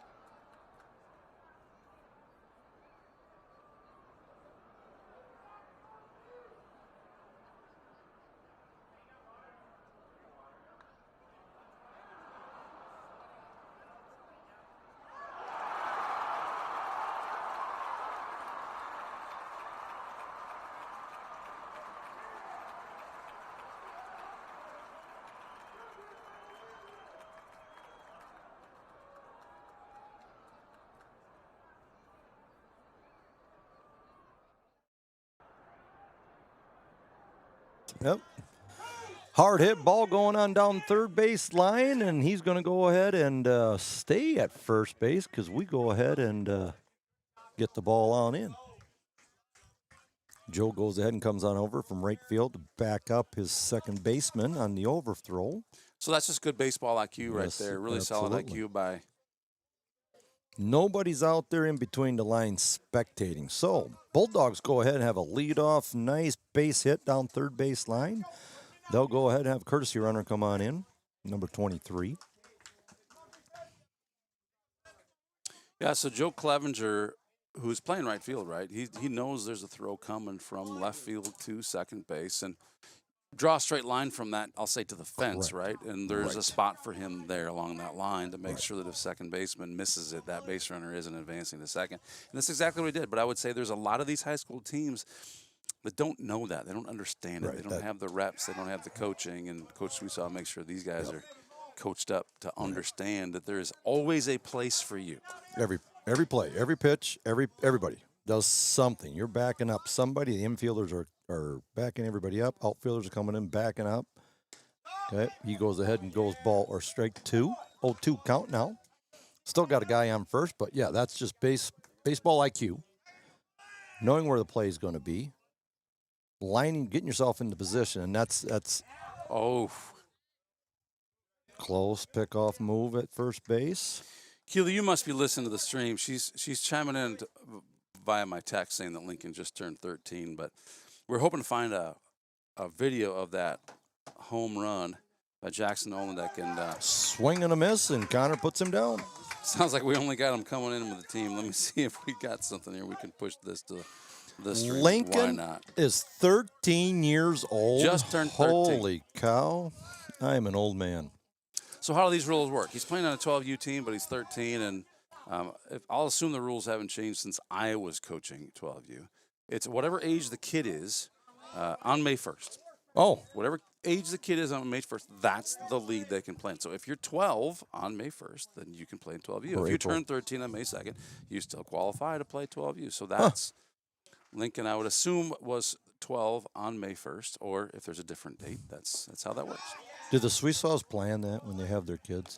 Yes. It's all May birthdays? It's very calculated. I've seen the calendar. Or April. Yep, I've seen the calendar. Yep. And they like to put some left-handedness in. Yes, there, they do. Yeah. Exactly. Connor's got an 0-2 count on this guy. See if you can put him down. Pops it straight back. Lives to see another pitch. Oh, that was I don't know who loud, parked the Ranger. too. Well, there's a Ranger. I thought the glass was a little stronger than that in those Polaris Rangers. Who's that? The white one.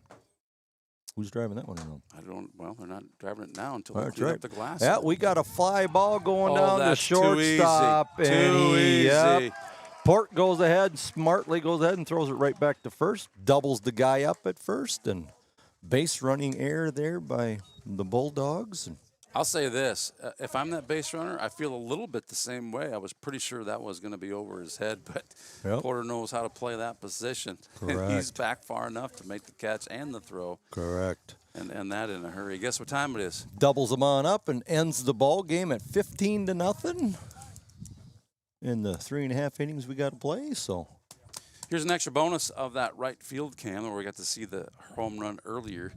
We get to see these guys huddle with their coach with a scoreboard showing why they get to huddle so early. It feels pretty good right here. We got a little breeze now. We don't have the sun all over us. This is all right. My wife went off, I think she's shopping here today, and I said, well, I'm going to go ahead and probably bug out and get some things done around home here after the first game, and I'm kind of like, yeah, I ain't going to do that. Oh, I know, baby. Good. I'm glad. Well, plus it helps that the sandwiches aren't here yet. That's right. So I got to get that. So we ended early. And Grandpa John, if you're out there listening, I think we'll be ready a little earlier than expected. He's there right now. I see him there. Where? Do you smell the lanes? Let me see if I can get my Grandpa John cam. Let's see if this thing works. Let me try this. Let me see. Does this work? Let's see. We'll try it. I can't always control this one the way I would like to, but we're going to try this one. Oh, look at that. Oh, look at that. See that? Look at that. I don't know. I don't think I can zoom it, though. Anyway, your Grandpa John cam. He's in the red shirt immediately in the middle, and he's He's just staring at us like, don't do that. Do not. All right, that's it. I'm giving your sandwiches to someone else. That's what he's saying right now. Here's those coaches getting ready to go chat with those boys. Tell them what we did good, what we did bad.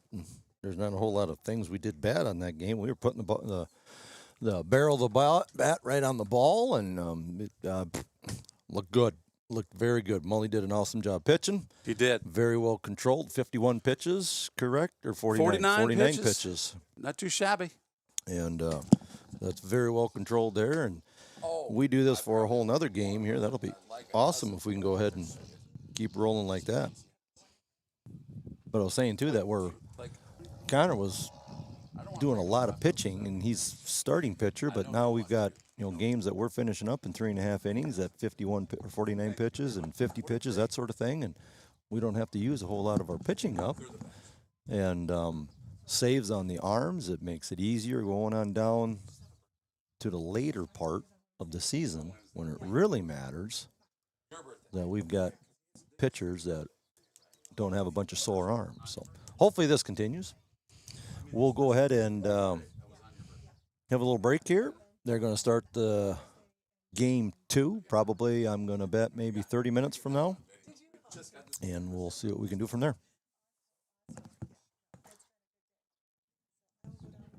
Thank you very, very much. All right, we just got the order for the sandwiches. Nancy Schnabel's up here. And by the way, I got a little birthday update. So it's Mama Nancy's birthday that he hits the home runs for. So Nancy Schnabel, Anthony's first homer was hit here 2 years ago on her birthday. So he was an 8th grader, and he hit that one over on her birthday. It was like a nice little gift, right? Well, this is her birthday week this week. Her birthday was on Wednesday. We didn't have a game on Wednesday. Maybe we did have a game on Wednesday. Yeah, we did. We did versus Nashville, right? So, but on Tuesday, he hit one at North Butler, and then today, maybe because he felt bad for not doing it on her birthday. I would. He hits another one here today. So pretty cool. But the orders are in for the sandwiches, so you have to stick around. You can't leave now. That's right. I can't do that. And I ordered you a dozen so that you'll have to like spend the next game eating them. So perfect. That said, let's take a little break here. Actually, before we take a break, let me see if I can get this uploaded. I don't have exactly. See if I can drop this in. What are we looking for? I want to send this to. Oh, let's see what happens. I want to. So we got a video, not of the home run itself at the Bandits ball, but of the celebration as he crosses the plate. But you know what? Let's go to commercial. We'll come back. Let's see if we can get this cooking for you. We'll be right back. Okay.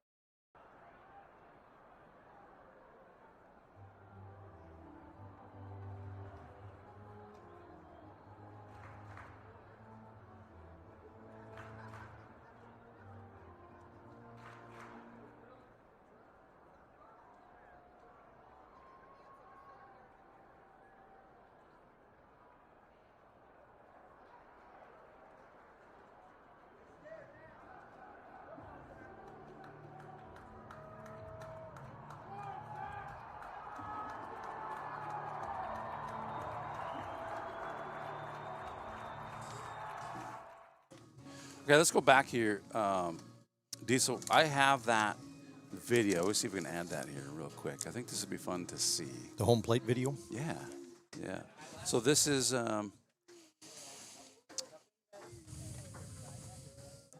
make sure we're able to do this properly. Add this as an overlay, right? Jackson Olendeck hits a home run. This is what it looks like when he crosses the plate.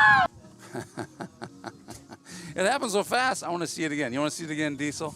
See it. Let's do it. He's crossing home plate there after a big run, and the Bandits win in Des Moines 8-0 in game number 1. Nice. I might show this one later too. I want to keep that one handy. Another Bandit home run. Yep. After or before another Saint home run. A couple St. Ansgar home runs one way or another. We got to send them Schnables to them guys then so they can see that. Well, you it's do that? on. Well, I told her that it happened and that we caught it on Saints TV, and I know that. Well, I believe that Mrs. Sweesaw is indeed watching our game. How? Because we asked how old Correct.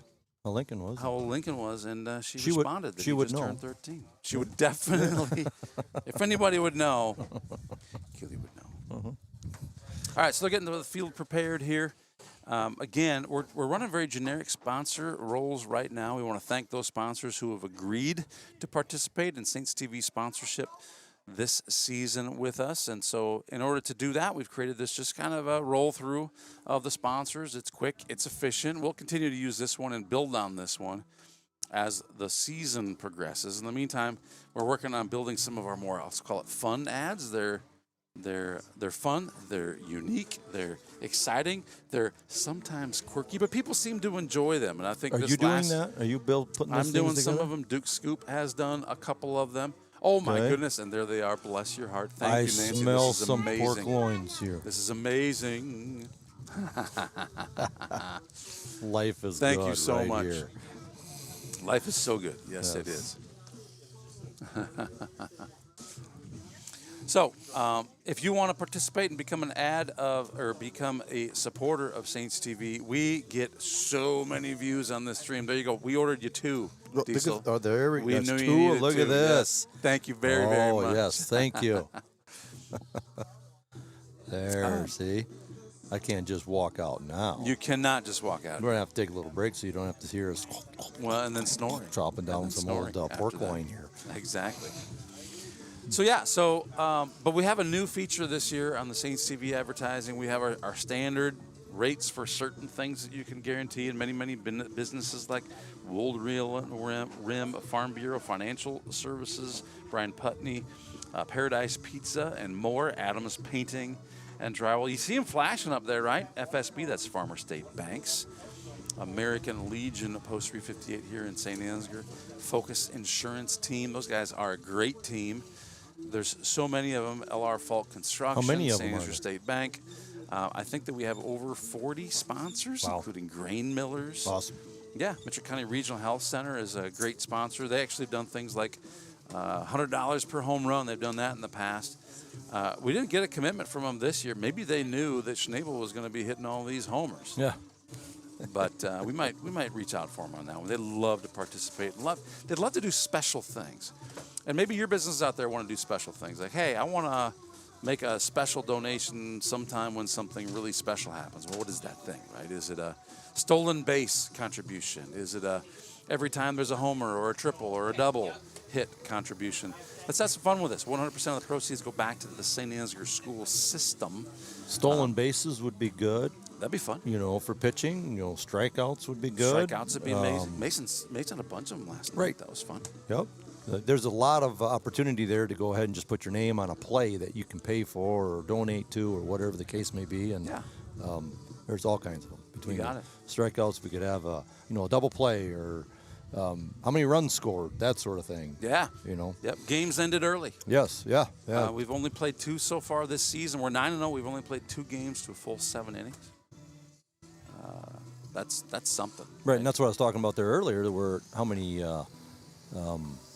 pitching, how many different pitchers we've saved that we don't have to pitch all the way out Correct. to 7 innings, and Correct. and how many arms we're saving, and it really helps out. So when we get up here and we start playing, you guys kind of wonder, like, geez, why are we running up the score or something like that you might say, but there's a reason behind that. There is. Biggest one is pitching. Yeah. Yeah, You save gotta pitchers. Save your guys. Save their arms, man. It's the real thing. Pitch counts matter because it protects your pitcher. Hey, let's take a break here. Again, sponsor ad is rolling. Get your name on that sponsor roll. We got some pork loin here we got to eat. You got it. Email Eric, ERIC, at saintstv.com. That's Eric, ERIC, at saintstv.com. And say, hey, Candle Genius, I want to be part of it. The unique thing that we have going on this year is pay what you can afford. I want every Mitchell County business to have an opportunity to be part of Saints TV. It doesn't matter how much you can pay. You deserve to be here if you're a Mitchell County business. And if you can't afford much, that's just fine. We'll get you here.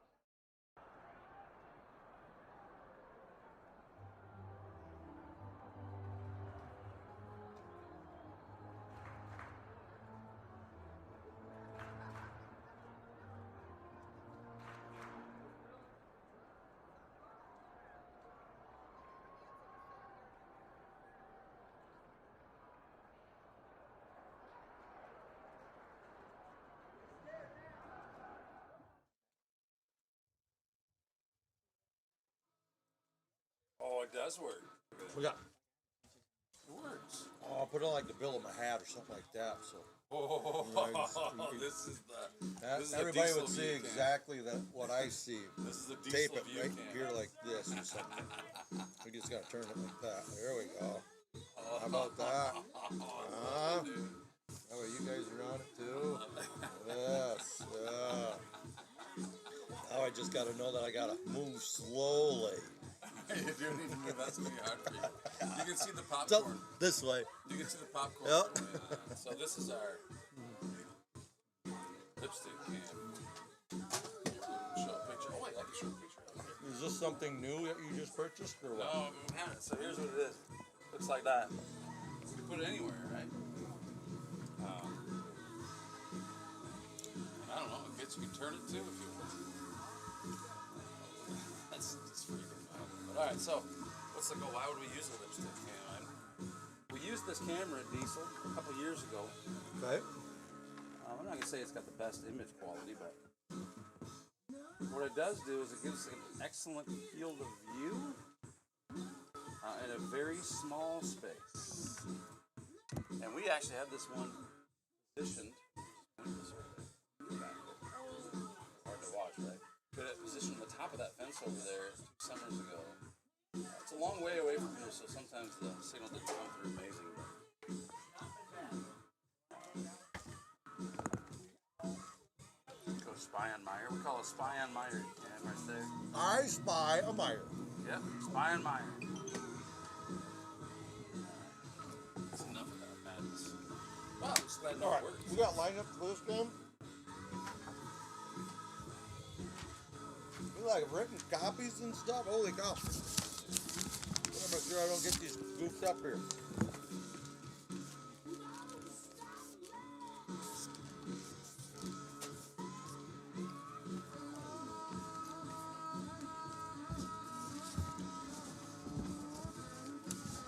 Well, let's-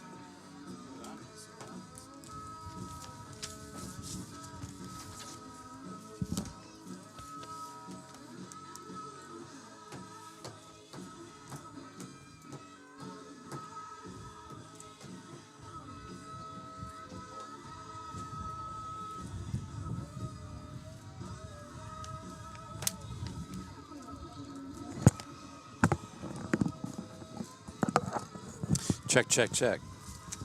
All right, so you probably couldn't hear us talk about this camera here that I'm setting up.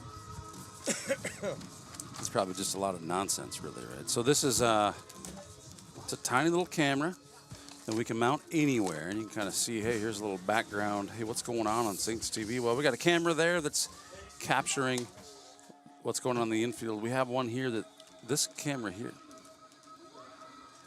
is how we capture home runs out in right field. But see, that post is in the way, right? So that's why we got to get this one sticking out. Home team again? And then we're running this on the Macintosh. We got a view of the dugout there. Maybe we'll just make this a dugout cam, right? Why wouldn't we, right? It's a teeny tiny little camera that we can set up very easily anywhere because it's so small in nature. But as you can see here, I'm going to put it right next to this other camera.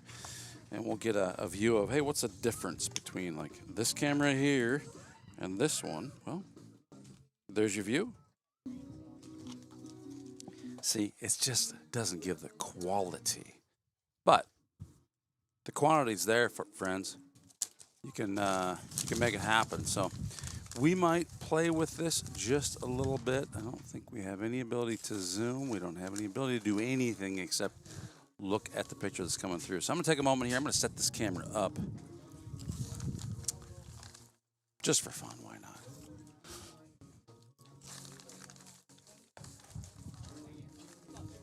The question is, could we use this camera, let's say, when we're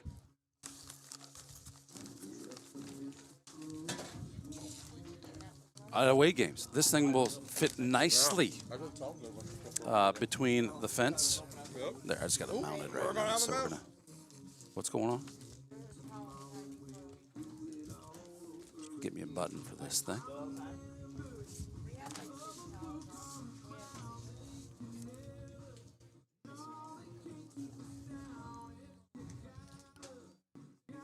Okay. It's got a button for it, so now I can go back and forth here. So again, image quality not amazing, but you can see kind of what's going on, right? We like that. We like that. Here's our right field camera where we catch the homers. Well, we've already gotten a chance to see one there today. It's pretty cool. Scoreboard. See if that needs an update.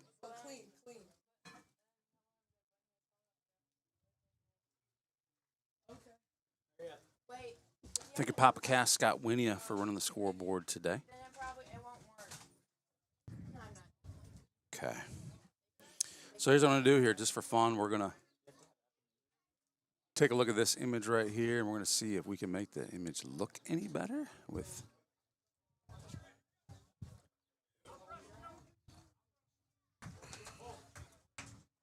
It's just not going to be 4K quality. Don't get me wrong, folks. I'd love to offer you that. But, hey, we're trading a little bit of quality for a format that helps us better bring you the game. So just for fun, I might just leave this camera right here, and we'll get some dugout action. And speaking of action, if you missed that first game, you're going to want to go back. Saints score 15 runs and 3 innings to end that one early.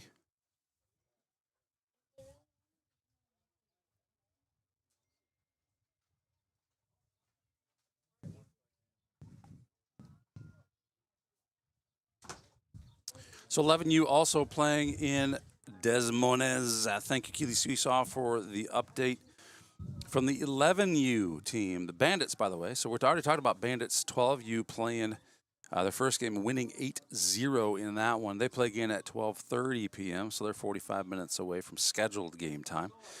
The 11U team is up 7-2 at the top of the second, and they're both down in the Des Moines area. So congratulations, 11U. Keep them going, guys. 11-2, top of the second.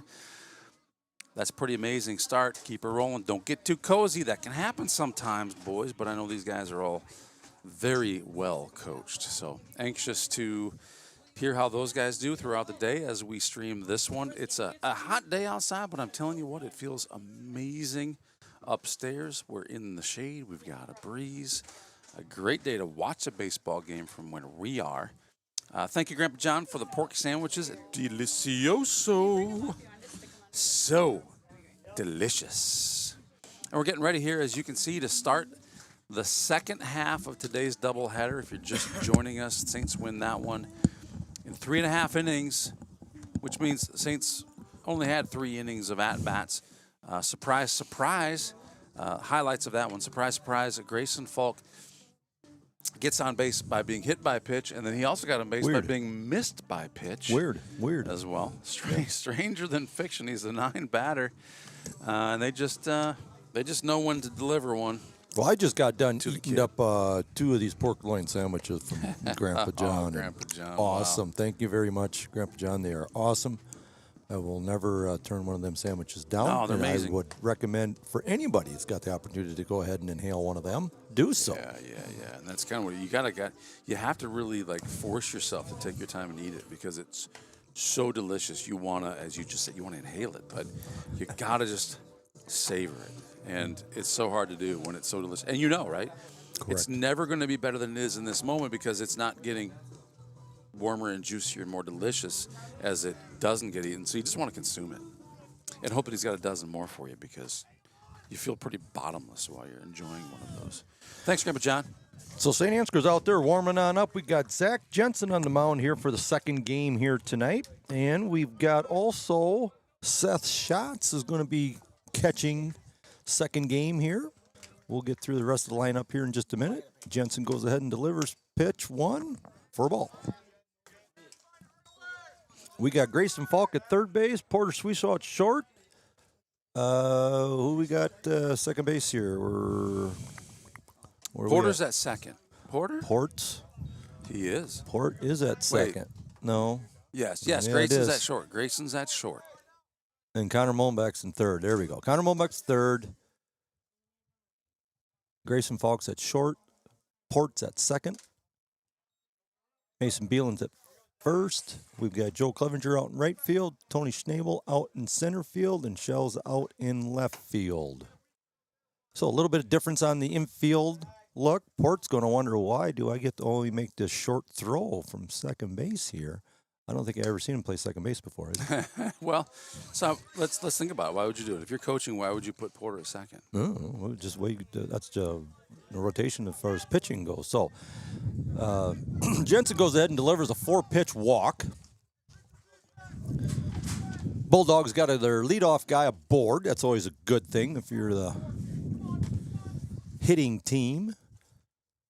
And I do know that, oh boy, that's a good low strike. So number 2, Blake Burmester. He's played in 7 games. Oops, I'm looking at fielding there. Let's go back to hitting stats, shall we? Okay, there we go. He's a sophomore. Okay. And he has 2 hits, both single. This is coming into today, by the way. So any stats from the first game of today are not included in what I'm throwing at you. But he's got a 91 batting average with a 259 on base percentage. Zach goes ahead and has yet to throw a strike here. Oh, let's see, he did 2. Got 1 strike out of 8 pitches. I do know he's got a very good move over to first base. So if I was that runner, there'd be extremely cautious of that front foot. He's not leading off too far, I see. No, he's not. Base runner is number 6, Carson Heimke, as a junior. As a base runner, he has 3 stolen bases in 3 attempts. And he delivers another walk. He's just got to find his groove here. So let's go back to Porter on second base. I have to believe, because Coach Suisa doesn't do anything without intention, right? So he saw something in that first game that says, okay, I expect to see more balls go through that spot. I think Porter's surely your most trusted infielder in this case. Grayson has been doing a phenomenal job. Normally you'd put your best guy at short, and not to take anything away from Grayson, you know, having him there at short and making excuses why Porter wouldn't be there. But I like Grayson at short. I like Porter at second when it makes sense, right? Yeah, you could put Grayson any place in the infield, and Definitely. He's got a hard throw and accurate throw. Yeah, that's the beauty that Devon's got, options. Yes, and he a lot does. of very good options. It does not matter. But, yeah, for whatever reason they threw short over there, maybe, or Port over at second base just because they maybe want to save his arm for what maybe is coming up for next week. I don't know. There's definitely a reason, right? Yep. Is it pitch velocity of Jensen and thinking the batters are going to be behind it a little bit, right? Mm-hmm. You don't know, but and we saw things that the rest of us don't see, and he's right about every time. Right. Nope. Look at that. Jensen comes right on back and strikes the guy on out. So good job there, bud. That was William Vosberg, sophomore, and up to bat now is number 7, Hunter Reichen. Reichen's a junior. 5 hits on the season, all of them singles. He brings a 294 batting average with a 429 on-base percentage to this game. You get up to them 400 averages and getting on base. It's a good thing to have. Boy's got a big strike zone. So umpires go ahead and they swap from field to up behind plate and vice versa. So now we got a new umpire behind the plate, and he is definitely a different strike zone than it was the first game. Swing and a miss again. 1-2 the count. 1 out. Bulldogs got 2 guys on. Getting good situations like this. Good defensive. There you go. Called third strike. Just like that, Jensen walks the first 2, strikes the next 2 out. And at the plate, number 4 for these Hampton-Dumont Bulldogs. Now we got 2 outs. We can go ahead and play a little differently. Lucas Showalter, he's a sophomore. He's got a 312 batting average with a 560 on-base percentage. For those of you who are unfamiliar with what that means, he gets on base more than half the time. Mm-hmm. And that's a pretty good stat. That's right. Don't care how you get there. Doesn't matter how you could get be there. hitting home runs or taking walks, or you could be like Falk and just get hit by a pitch all the time. Exactly. What is his on-base percentage? Falks? Yes. That's a great question. Let's go take a look at that, shall we? 1 and 2 the Grayson. count, 2 outs on this thing. Jensen's kind of coming right on back, settling on in. He's found the zone here now, and ball down. 2 and 2 the count now. 667 is his on-base percentage. Yeah. You know, wildly, he's, Cohen Younger he's only been at bat once and got a nice hit on that, so he's batting 1,000. That's a pretty good Ground spot. ball Oh, up the middle. oh Look boy. out. We've got an overthrow from our shortstop from first. They go ahead and score. Yep. Should have been a routine. Yeah, Grayson not Throw happy there. with himself Nope. after that throw. Just Yep. comes off. He knew exactly what he did wrong. He forgot where it is he was playing. He was waiting for that long throw to third base, and no, you're not there anymore. You're at a shortstop position. So now we got runners at first and third. See if old Bulldogs are going to try and do something here. Now Jensen's got to go ahead and got runners at the corners to try and hold. Shots goes ahead and buries that pitch right in the dirt. Blocks it, keeps it in front of him, does his job. Outfield seemed to be playing it right, just straight ahead. Nothing special there. 1-on-1's the count here for the batter, who I'm looking for jersey number 13. You got a name on that kid? I'm sure I do.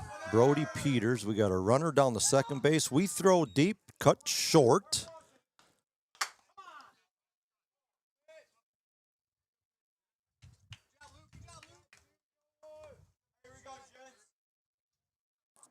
Brody Peters got 9 hits, 6 singles, 2 doubles, and a triple. There we go. This season. Strike. So we've got a 2-2 count, 2 outs. Runners on second and third. Peters with a 391. There you average. go. Awesome job there, Jensen. 391 Got him average. That's swinging. good average, and sophomore for these Saints. Strikes out 3 in that inning. Great job. Making all 3 outs there after walking the first 2, and then go ahead and come right on back and find the zone. And they went ahead and had a stolen base on us, and we are out of the inning, down 1-0. Interesting stat, Diesel. When your first batter of an inning gets gifted a base on a walk, 70% of the time he scores. And he scores. He scored. That's where we don't want to walk our leadoff batter. Exactly. We'll be right back.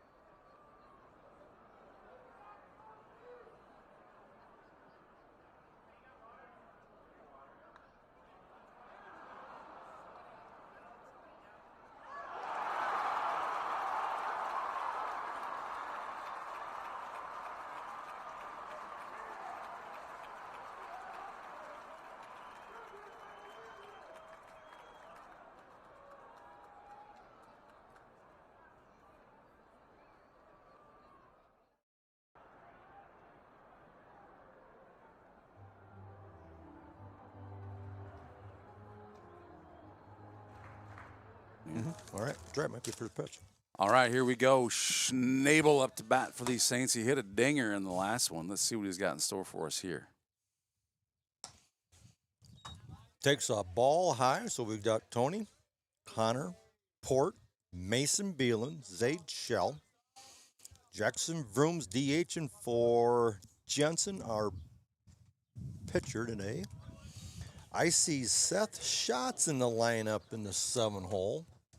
I like it. Joe Clevenger and Grayson Falk. So this will be the first time for me to see what Schatz has got. I've never seen the guy at a bat.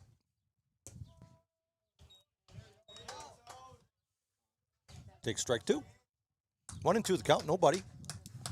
Bottom of 1, St. Ansgar's down 1-0. Got some makeup to do here. Yeah, Swing and a miss, and he goes down swinging.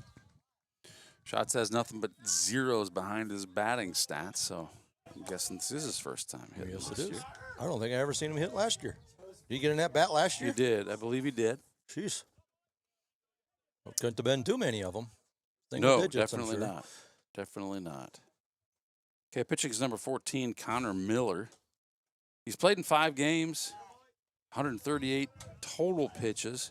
He's got an ERA of 8.4. So we got Connor against Connor. Connor Mullenblack for the Saints is up to bat. Up against Connor Miller. Connor Miller, yeah, a junior. So senior versus Bulldogs. junior.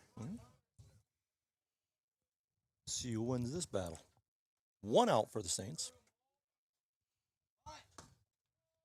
Goes ahead and takes a strike as he pulls his bat away. He didn't seem to think it was a strike, but the umpire says it. Felt like it was up there, but. Yep. So I think that you're right. You talked about the zone being very different with Bob Finsky behind the plate now, and you can see Schnabel kind of talking to Mullenbach about it a little bit as he leaves after a strikeout. And hard hit ball right through third base and shortstop position, and he'll round first base for a base hit. He'll get aboard. Great shot by Mullenbach on that one. Gets his way on first base. It's the bottom of the first inning. If you're wondering why the scoreboard is different than it was an hour ago, the Saints won that one 15-0. This is the second of a doubleheader. Already behind in this one in the first inning to these Hampton-Dumont Bulldogs. Connor goes ahead and stays.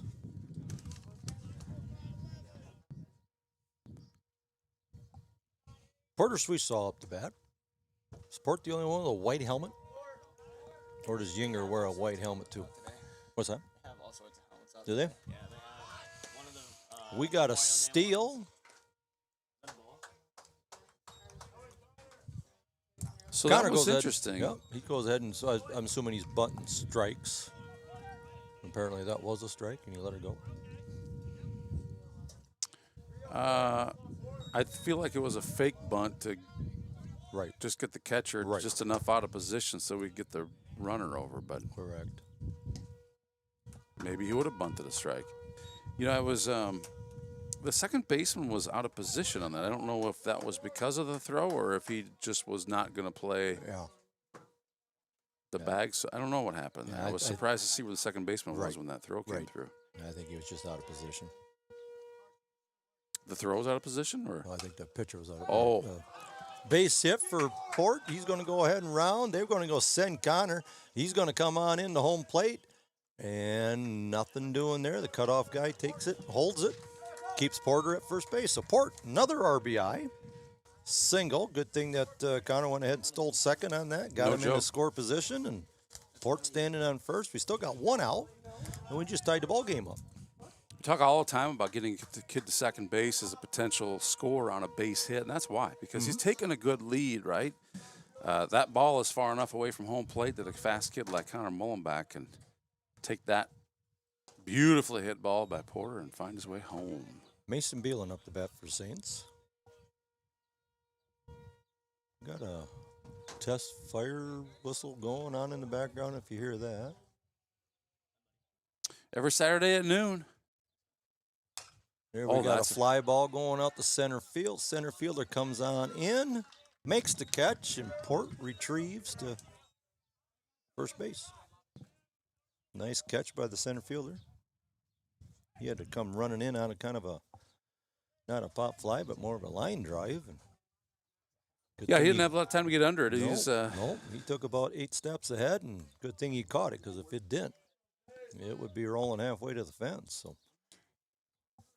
So we got 2 outs. Got a strikeout, and we got a ground ball right back to the pitcher. And they go ahead and make the throw. And Shell goes ahead and grounds on out. We go ahead and tie the ball game up. Zaid proved that he can bunt well today. He proved that he can hit well today. He shows a bunt on that one and then swings the bat. And the result is out number 3 against the Saints, who tied the game versus the Hampton-Dumont Cal Bulldogs. And after one, we're even 1-1. Coming up with the top of 2. We're going to be having their 7, 8, and 9 batters coming up.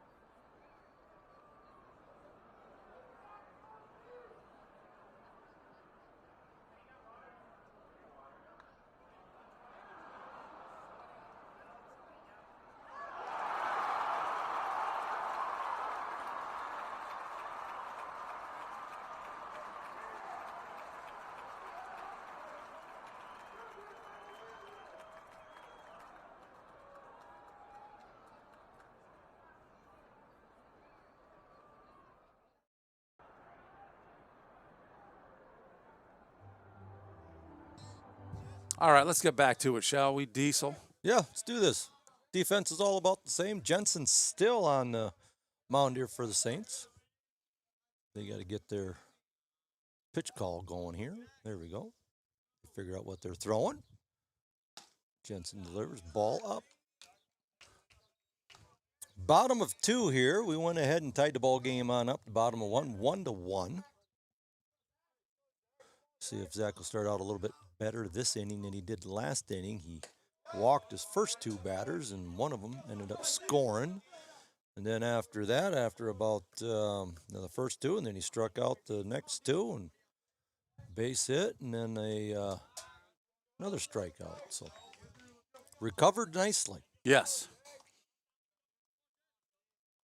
Who do we have up to bat here? You got that in front of you? That's Eyes. What's the last name? I gotta get their sheet out here. I'm looking for Wickwire. Wickwire. Correct. Is Wickwire. He's had 3 at-bats. A hit for a single coming into today. He's batting .333. On base percentage, .333.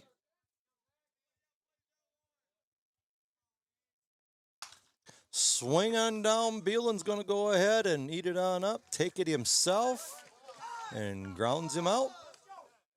Nice defense. Great job, Mason Beeland. Eats up a ground ball.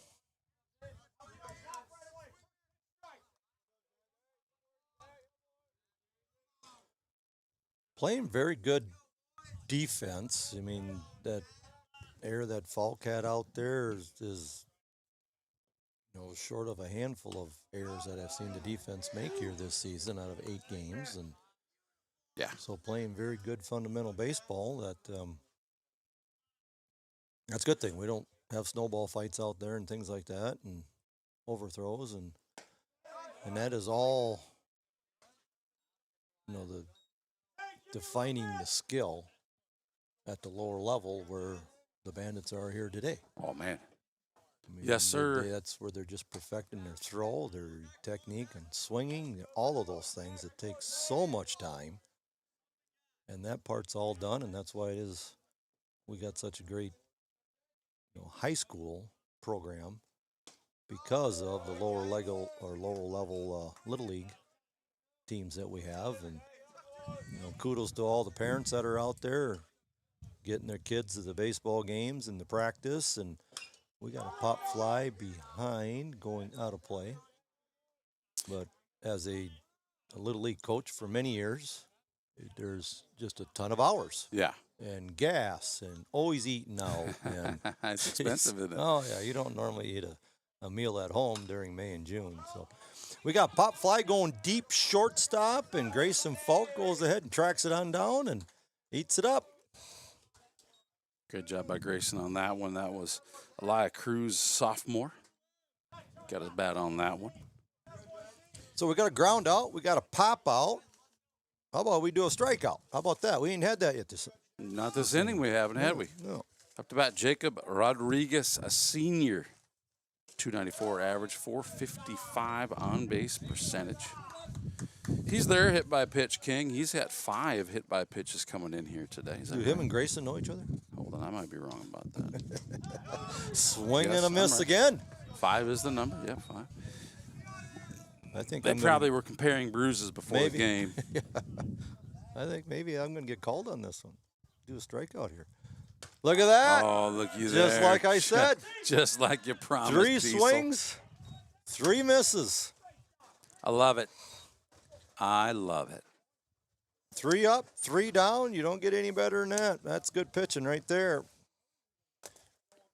We're going to go in the bottom of 2. Jackson Vroom. We're going to see a debut. Seth Schatz is at bat this year, and Joe Clev. You're not going to want to miss this. Yep. We'll be right back.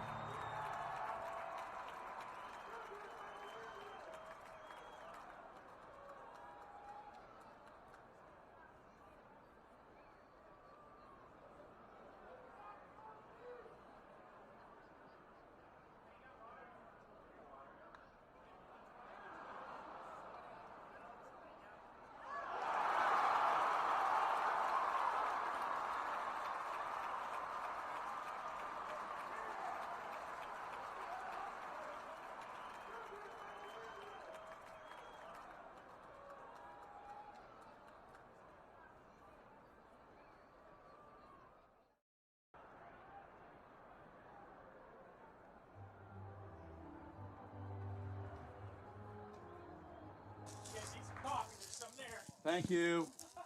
Hey, we're back at it here. We got Jackson Vroom going to be up the bat here to lead off the the bottom of the 2nd inning. Went ahead and took ball 1. We got a ground ball. Takes it off his foot, ankle, probably more so. He's going to feel that in the morning. What color is Vroom's helmet? It's an interesting look. Like an army green? It kind of or looks. What is that? It looks kind of tough, doesn't it? I mean, Yeah. He just looks like. So we got red helmets. We got white helmets. We've got hit by pitch. And a green. That looks army green. I think so too. Yeah. They have all the branches up there. Oh, really? It's a military. Oh, sure. Yeah, I see all the stickers on there for the Navy, Air Force, That's Army, pretty cool. Marines. It's good. Got all 4 branches on there. Vroom, military guy that he is. He goes ahead and takes one for the team. Hey, here's the one we've been waiting for. The Seth jersey Schatz, look at number that. is 9. You're not used to seeing this. A right-handed hitter. Wow, I didn't know that. Never seen the guy hit before. So how would I know what side of his plate he's going to be standing on? Well, I hope that you will have seen him hit here after this at bat. Seth Schott's going to be on up here. See what he can do. Vroom's going to be at first after getting hit by a pitch. We've got a swing and a foul on back.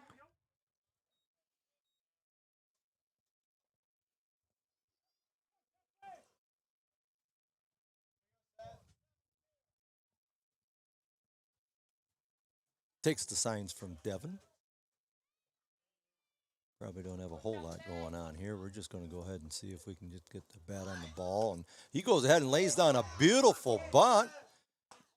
Brings it on over. Vroom moves on over, and shot does his job nicely. That is sacrifice.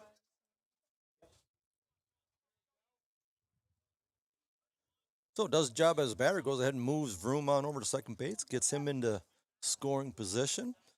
And we got Joe Clevenger on up, our number 8 batter. Grayson Falk will be on deck.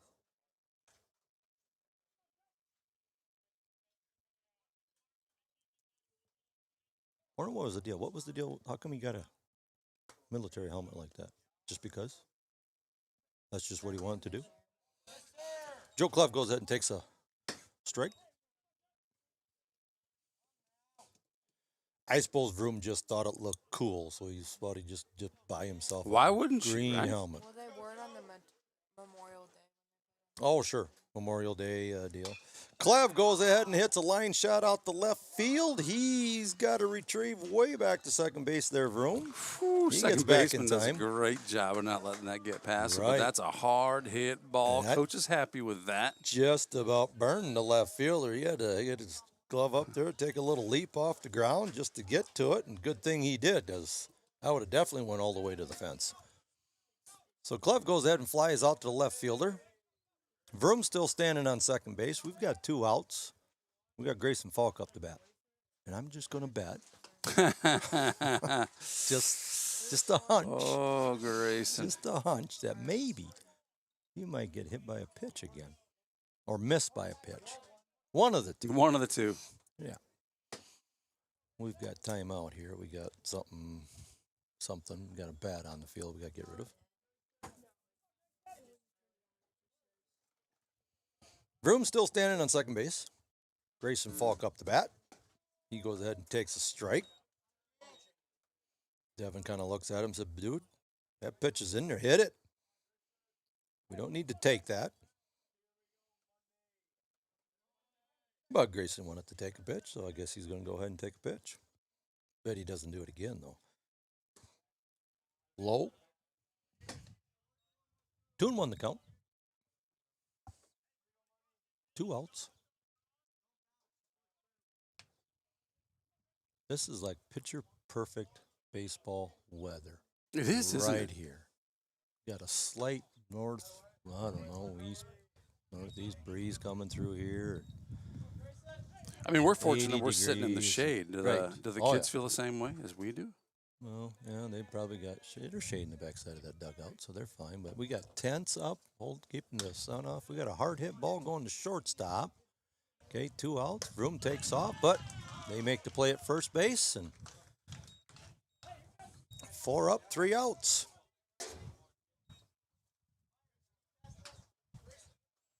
That'll be at the bottom, so we'll start on off with our top. And speaking of the top, the Bulldogs are going to start out with their top of the order, with Carson going to come on up. We'll start up the 3rd inning here.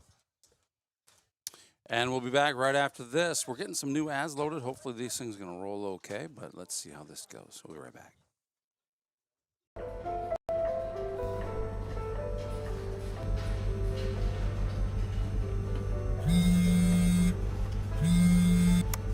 Mitchell County Regional Health Center here.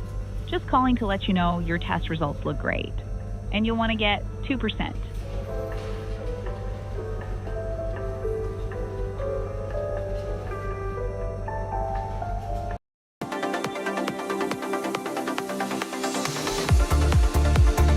This DJ is awesome! Who is he? You don't know Joe?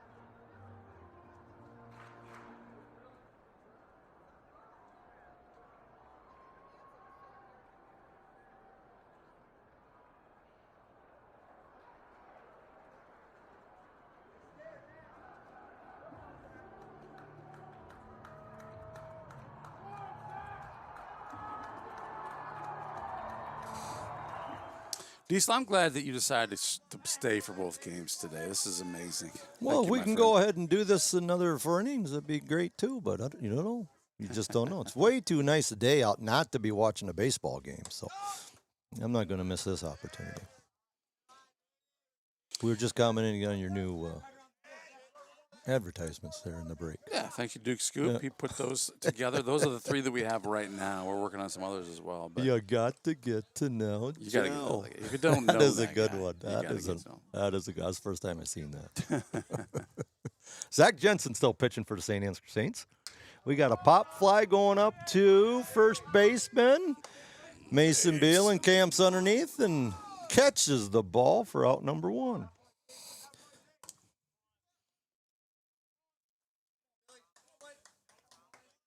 Got to think what first base position was. Kids Green playing deep. Just goes out on the dugout while these guys are doing their thing. Blake's up the bat for Bulldogs. Number 2 batter. The rest of the defense here all looks, I'm just kind of scoping out the whole team here, and they all look the same. We didn't do any switching around that I know of. Same old guys, same old positions. Jensen still throwing. 1-1 the count. Goes ahead and delivers ball low. Shots, I want a clean ball, he says. Get rid of that dirty thing. Get rid of that thing.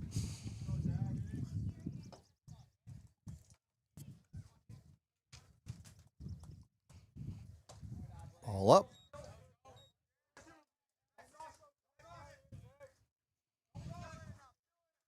Zach's got some really nice form. I love just the way he poses himself there. And, when he's on, he's on. He delivered a ball 4 here and walks this guy. But, boy, he can really locate very well. He's got some good curveball, changeup kind of thing. And I don't know what else he's got for pitches, but. Summer May, thank you for chiming in. Says Kean was very confused about seeing his Grandpa Joe DJing in the newest ad. We were all a little confused, but that's the thing. Once you get to know Joe, Joe can do anything. he can. You just start to not be surprised by that. And Kean's just a young fella. By the way, congratulations, young Kean. It sounds like Kean's taking first steps, perhaps. Is that the rumor that Is I that heard? right? That's pretty amazing. You better move everything. That's right. Now you're in Summer trouble. May, move Now you're in everything. trouble. Yep, nothing is safe. Nope. I'm sure Summer's already all over that. Mm-hmm. Pitch and goes back to the backstop. Seth goes back to go get it. Don't see that very often. No, sir.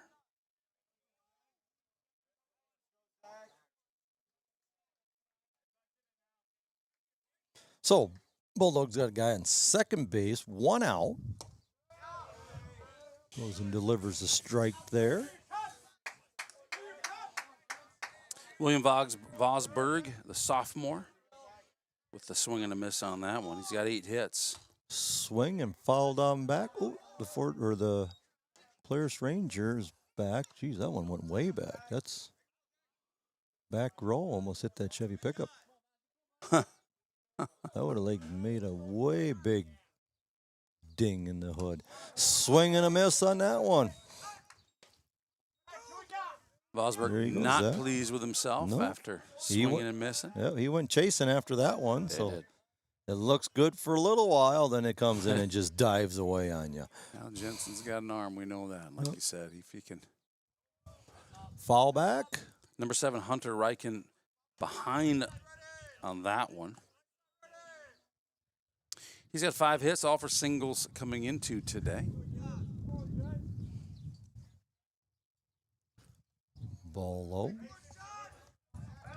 2 outs, 1-1 the count.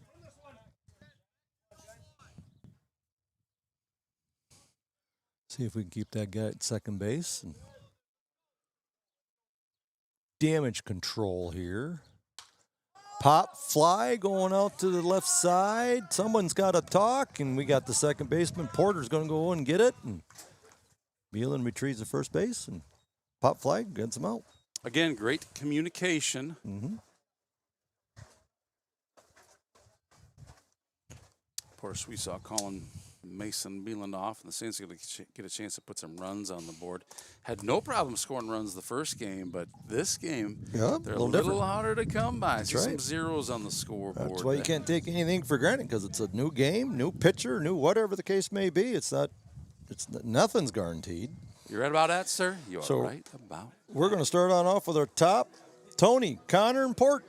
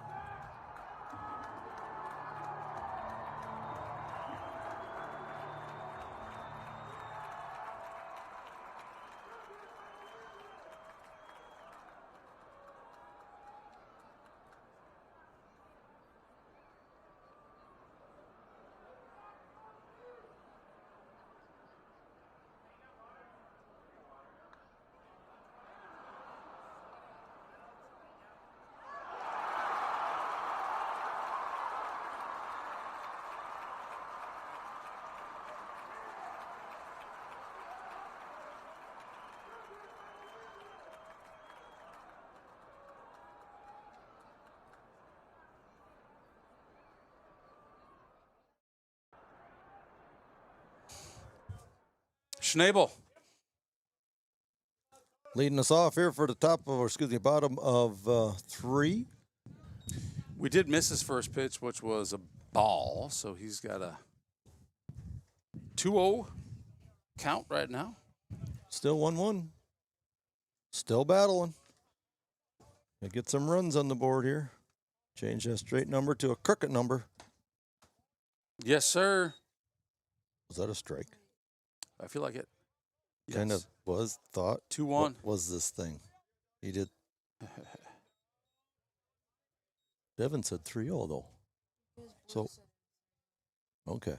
So it was a ball. I guess All it right. was. So Anthony goes and takes a 4-pitch walk, gets aboard.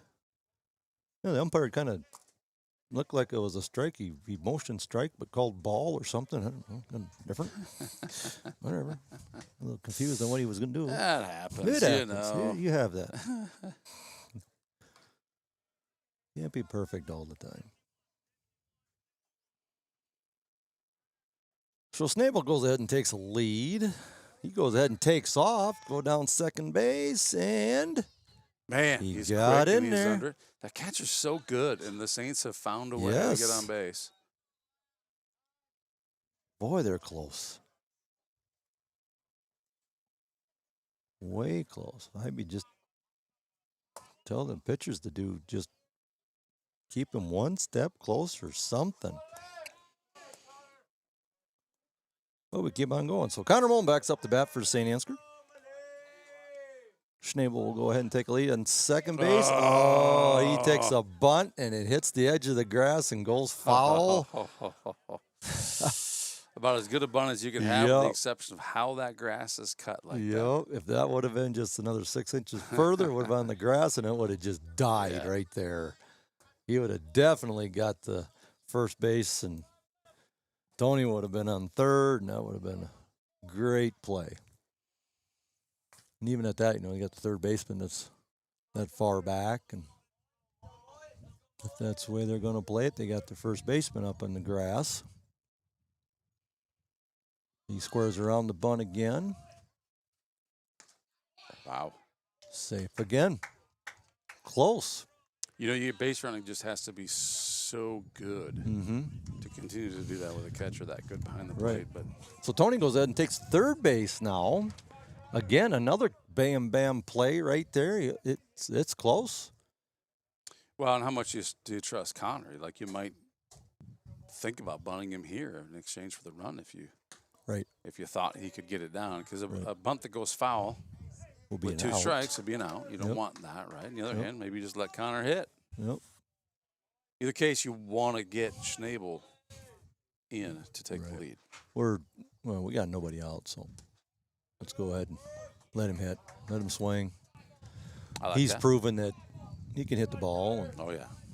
so that's not a thing. He's also proven he can bunt for a hit. Yep. So he's a dangerous player on the batter's box. Swing and a miss. So he goes down swinging, Connor. He literally went down swinging. Yes, he did. Not Yeah, happy he with took a himself knee on that there. one. Yep. So 1 out. Port's going to be on up. Port with the white helmet. We got red helmets, we got white helmets, we got green helmets. What else do we got down there? Sounds Anything like else? Christmas. Yeah, it is. I think that's about it, isn't it? It's only 3 different colors we got so far. Yeah. That's all I've seen.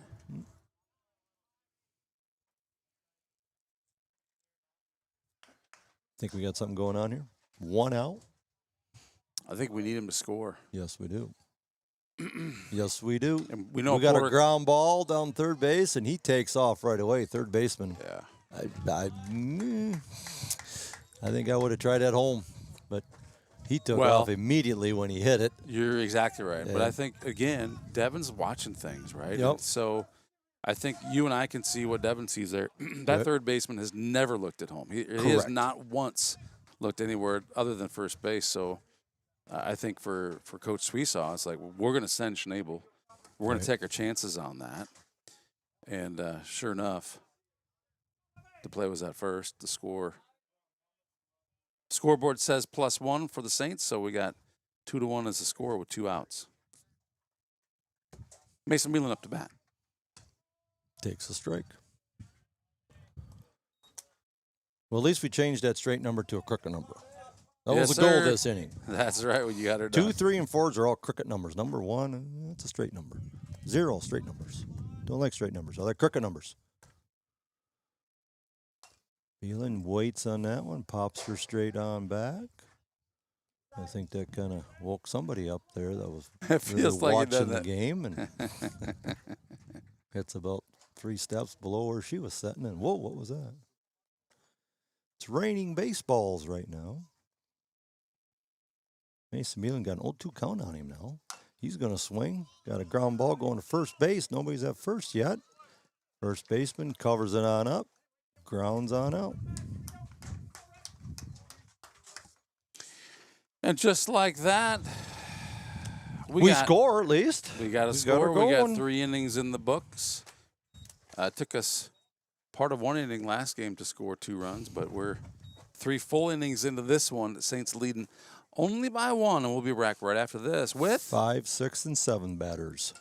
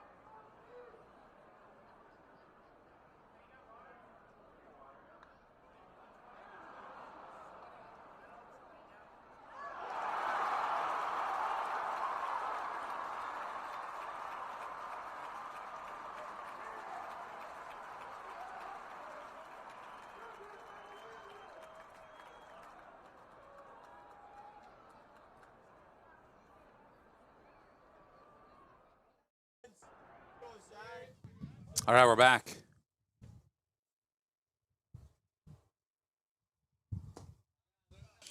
Zach Jensen, the sophomore, on the mound for the Saints. He has been this entire game up to bat for the Bulldogs. Number 4, Lucas Showalter, sophomore.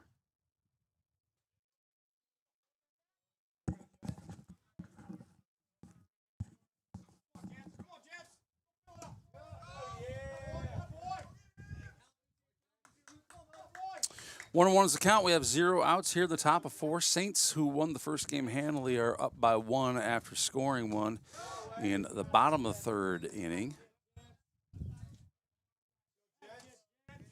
Sophomore versus sophomore. Lucas Showalter at the plate with a bat in his hand. He's got 5 hits on the season. That's 3 singles, 2 doubles, and that one is a pop-up that's caught by Jensen for out number 1 here in the top of 4. That brings up number 13, Brody Peters, a junior. He's got 23 at-bats, 9 hits. That's 6 singles, 2 doubles, and a triple on the season. And an 0-1 count.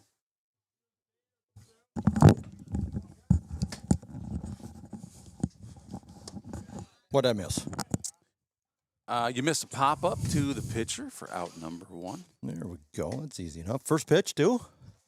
Or not? No. I want to say it was the 2nd pitch. So we're showing Jensen at 65 pitches, and Coach Sweetsoft makes a very abrupt visit. Nothing that he did wrong there. We talk about pitch counts all the time. It's a good time for us to talk about pitch counts.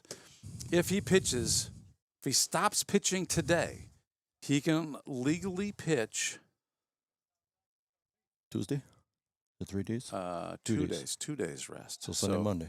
Sunday, Monday could pitch on Tuesday, and we do have a game on Tuesday, right? So stop pitching him right now. If he pitches just one more pitch, then he's got to wait until Wednesday to pitch. Well, our game on Tuesday is a Lake Mills non-conference game against Lake Mills. We might decide to use him there. Mm-hmm. I would say that we're definitely saving him for potential use there.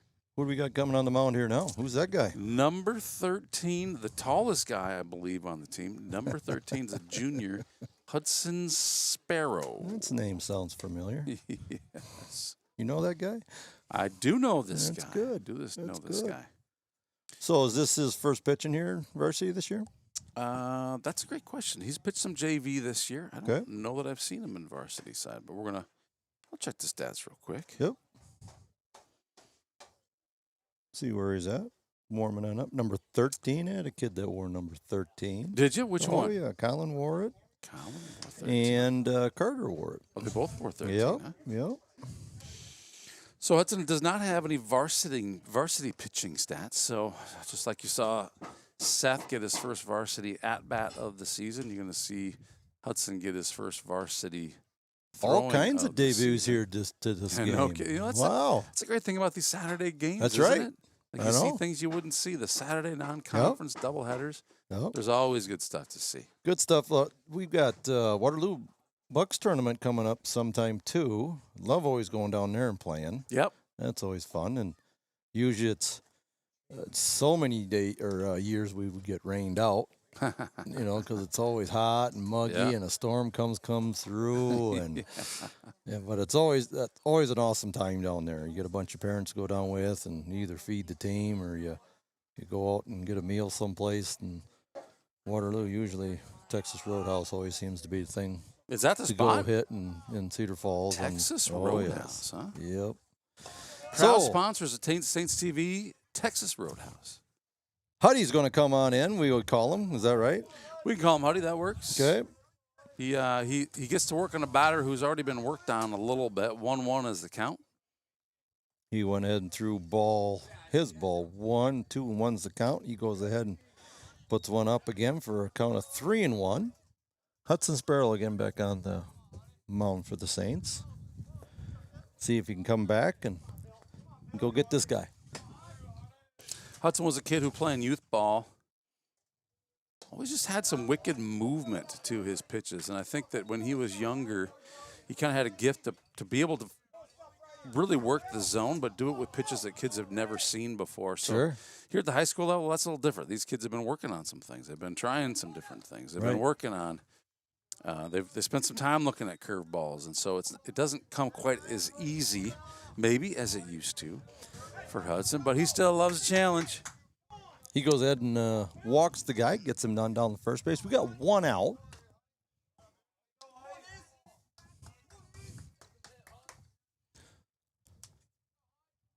So now he's got to go ahead and work with runners on, which is always a little different. It's a different challenge, but one he seems to enjoy. So let's see how he does here at the varsity level against this 3A Hampton-Dumont Cal team. They're 3A? I believe they're so. 2A. You know what? We'll confirm that. They've been 3A in our other sports that we play. Okay, all right, could be. In basketball, that's a great pitch. Always used to be just Hampton-Dumont. Then I suppose Yes. when Cale got involved, Then that you was good. add Brought him numbers, up over right? that. Yep, Yep. then you add those numbers. Huddy goes ahead and brings a strike on in. 1-1 the count, still one out. Nice ground ball would be nice here. Get a double play going, and ball's outside for ball 2.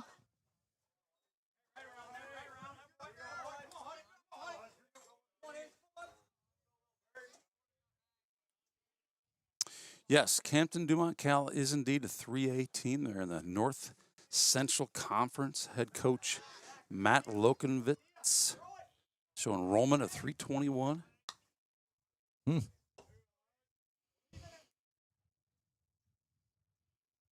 In their own conference. Pop fly, short, way short. Joe's running. Slides on in and does not make the catch. Boy, he's moving though, man. Yes, That he kid's got some was. wheels. That fence was coming up pretty fast. He's going to have some crosshatch marks on his cheek.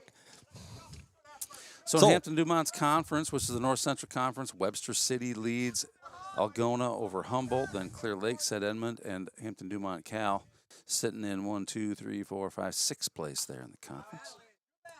With a 2-4 conference record and a 2-5 record overall. Huddy gets to go ahead and gets him swinging and fouls one straight on back. 2-2 the count, yeah.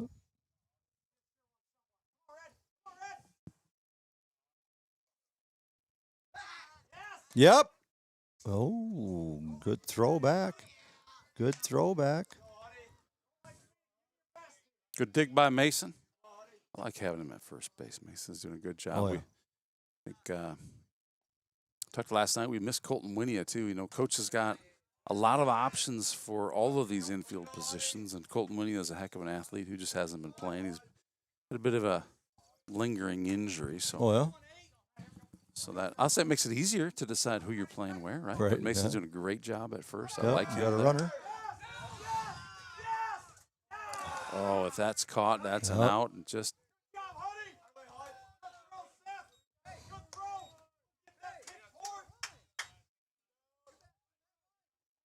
Was it Port tried to bit the tag down and couldn't get her done? Well, the Or was it Grayson? it was Porter. Okay. The throw was just in the dirt before, which I don't mind. Like I kind of Nope. like that ball Nope. coming off the dirt, yep. right? It's right where you want it. And Right down at the bag. Porter was there, just couldn't get it in the glove, but I think he was ready to take it off the dirt and deliver it to the runner. And Yep. if that ball sticks, it's an out, but it just didn't stick. Yep. Good. Had them going. So they go ahead and steal a base on us, and they go ahead and Hudson goes in and gets a strike, swing and strike. Oh, there we go. There we go. Now Yep, we got him that's in a it. rundown. Keep running at him. Run him back. Run him all the way back. Guys, you're throwing too many times here. Oh. It's right. Yep, got to shorten it. There's it. That's Yep. it. Get He's somebody done. on third. There we go. Got him out. Too many throws, but it took the whole team to do it. I love it. I love it. Great job, Hudson Sparrow, to get that Yep. come back to him when he thinks you're going home with that pitch. Yep. You don't even need to use a pitch to get that out. So great job by the Saints. Great job, Hudson, to turn and go after him. And I love that play. And you hear Devin saying shorten it, and you can see it happen from up here, how they're Right. just kind of shortening that gap until there's no If they had way. to throw it one more time, we didn't have a guy in third base. Oh, I didn't even think about he that. was the last guy. And I suppose it was too short, right? They Right. were moving too quick, but Right. like there was no way that guy Correct. wasn't just going to tag him and get him. I don't even know who got the out on that thing, Right. but that was a great play by the Saints. Yep, you betcha. Way to get out of that one, Saints. We're heading to the bottom of 4. When we come back, don't you dare go anywhere. We got a cooker going on here. We've got Shell, Vroom, and Seth shots coming up.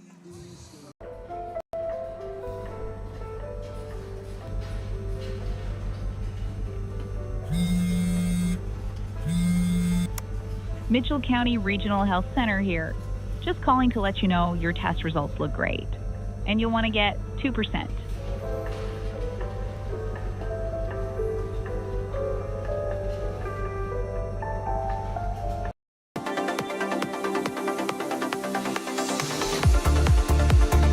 This DJ is awesome! Who is he? You don't know Joe? You got to know Joe.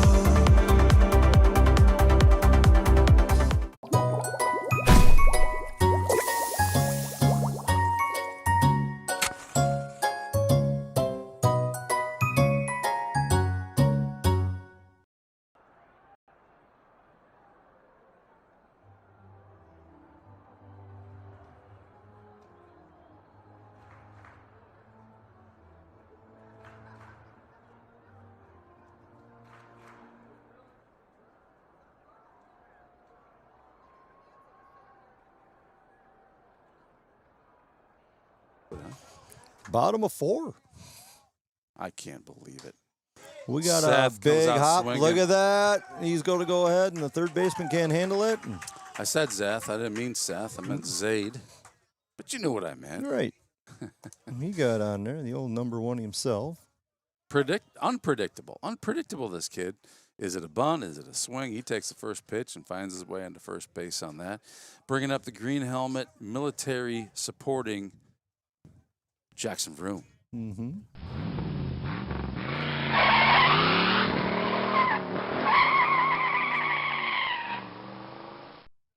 I think Grandpa Brum was a Vietnam vet. Is that right? Nope. And then, don't know on the Vroom side what they got there, but I do know that much. Vroom goes ahead and takes some signs from the coach. Shell goes ahead and takes a lead. Vroom takes that one. Hit it. Hit it, Vroom. That looked good. Come on, Vroom. You got this. 0-2's count. They get the same color bat as we do. The yellow, brown, orange thing. It's funny when bats are Ooh. the newest, popular, best bats of Ooh. the season. It seems like you see a lot of teams wearing them. That's right. A looking third strike. Vroom thought she was going to come in high, and it did not. She broke down and come right down the strike zone. Curveball comes and starts out of the strike zone. It's going to end in the strike zone. Starts in the strike zone. It's going to end up out of the strike zone. Pop straight back. Is it out of play? And it is. In the Just stands. barely. Just about got your camera. Or is that their speed? That's their speed demon. Okay. That's the Debbie. So you got numbers there? We can't even get the little Debbie there to. They're can't see. here, but we don't have a mirror, and I really have a way to get them. So, well, I don't know if Was- they're here. They're having was- technical issues. Was that over there. something I was supposed to do too? Beside hang the shade and put a mirror up there that we can on the pole. Well, we talked about it. Right. That's a Oh, really good play. That's close again. narrowly safe. Is Close again. Shell goes ahead and takes and steals second base. I was supposed to get a mirror on that pole so we can see the radar numbers. yeah. We're trying to figure out how to do it so it could be on that door or something like that, right? Right. It could Right. come off of that. I'm not even sure, but last year put a camera on there and just put it in Suppose. the stream. You know what? Suppose. Let's take a look. Since I got this, my old phone, I could make it dark like a mirror. I'm not even sure to do that with this one. So then we Just got the mirror, right? Flip it on camera. Just don't drop your phone when you hang over the edge Well, of the building that's here. a great point. We got a fly ball going out the left center. It might He's fall. moving, He's though. lost it. Center Yeah, fielder so lost yeah. it. He had no idea where it was at. Seth Schatz is just going to He's second running. on it. He's going on to home. He is safe at Wow. home. And we missed that at home because there was so much else going on. Yeah. But that was a close play at home. Zaid Shell wheels into home base, slides in, barely gets under that. That was a very good play, a very aggressive play by the And Saints. Schatz gets himself a base hit with an advance on the throw, and he's aboard. Great hit by Seth Schatz, who's only now had 2 at-bats here in his senior season as a Saint. And he's going to go ahead and get courtesy ran by Dietrich. Oh, Speedy D comes on in, number 27. Speedy D. He's going to see what we can do there. We're going to need some speed out there because we need some more runs. Excellent slide by Shell to go ahead and score our 3rd run for the game. But that was a real close call, and he was right where he needed to be. And fingertips hit the plate before the tag was made, and he's in there safe. So Joe Clevenger up the bat for Saints. Dietrich's going to be courtesy runner on second base. We got Joe goes ahead and takes a hard hit ball. He throws it on over to first base, and Dietrich retrieves to third. Excellent base running there by Dietrich. Yeah, great job. Joe made him move on over for another productive out.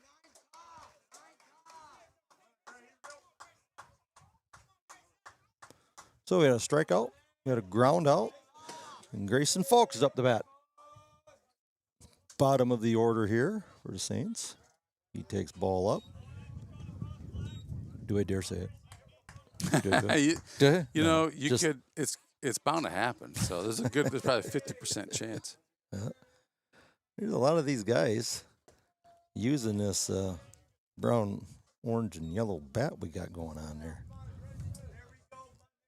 Kind Let's of looks see. like a chunk of candy corn or something like that they're trying to hit out there with. Don't know who makes this thing. But we got a runner at third base. Grayson Falk's up. He grounds it on over up the middle. That's a It's great gonna spot. get there. He can't make the play. The second baseman made a diving catch at it and stops it, but he got himself a ground ball or infield hit. Scores a run. And Grayson Falk is aboard by not getting hit by the pitch.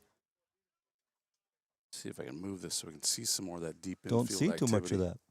Yeah, we really just gets off the screen there a little bit, right? Mm-hmm.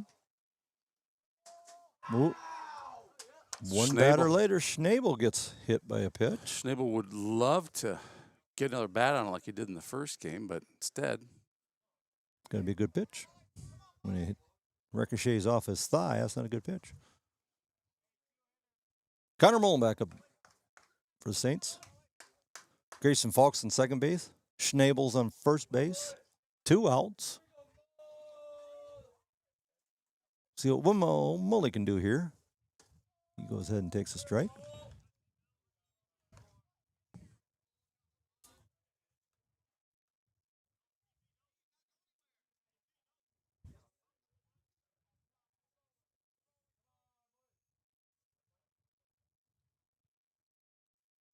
Pitcher comes around, pitches.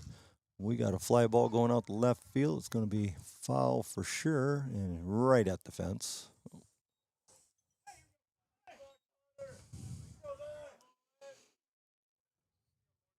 I was surprised how foul that was. Yeah. I thought, well, maybe it'll land fair. Definitely my depth perception is not treating me well right now. That was a long way from fair. Right. That's one thing on this ballpark when we built it, that we got a lot of foul territory. There's going to be a lot more outs than normal. And we've got guys running. We got runners rolling, and we got a overthrow at third base. They're going to come on in, and Grayson Falk's going to go ahead and score on the overflow. Well, we'll take that. And that's the thing. When you play aggressive like that, you can cause some things to happen. In that case, an errant throw scores the kid, and the Saints lead 5-1. Mm-hmm. I don't know. It's kind of like a delayed steal or something going on there. Or that he didn't quite take off as quick as I would have thought if he'd known he was going. So, I mean, like this right here, there takes another one off his foot.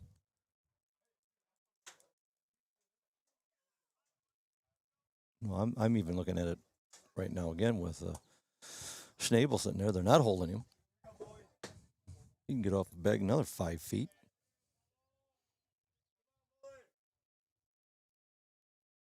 Nothing happens. We got a fly ball going out to shallow right, shallow center. He misses missed. it. Center fielder can't glove it. It just ticked off his glove and That was running hard not to it. an easy catch. No, He had not to at all. really hustle to get there. Not at all. That was tough to get to. So Connor goes ahead and gets a board on a, I don't know if you'd call that a base hit or not. Being it hit his glove, probably not. Got a board on there. Well, that's a great point because if it hit his glove, you think he probably should have caught it, right? Right. 62 pitches in for. What are you doing? He's, full bore, stretching out, flying in the air, and Well, it you're just right. ticks his glove, and I don't know.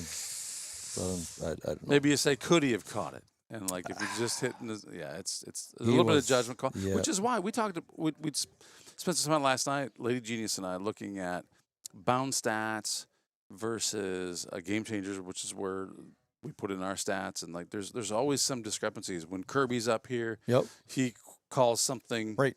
It's a hit or an error. a hit or an error. Yeah, Yep, reached down there. yep. He called that game that was it Connor pitched, I believe. I don't remember. There was a point there where, well, no, we finished a game that Kirby said that he felt like that was a no hitter, but Glenn called it as a one hit. One hit, Right.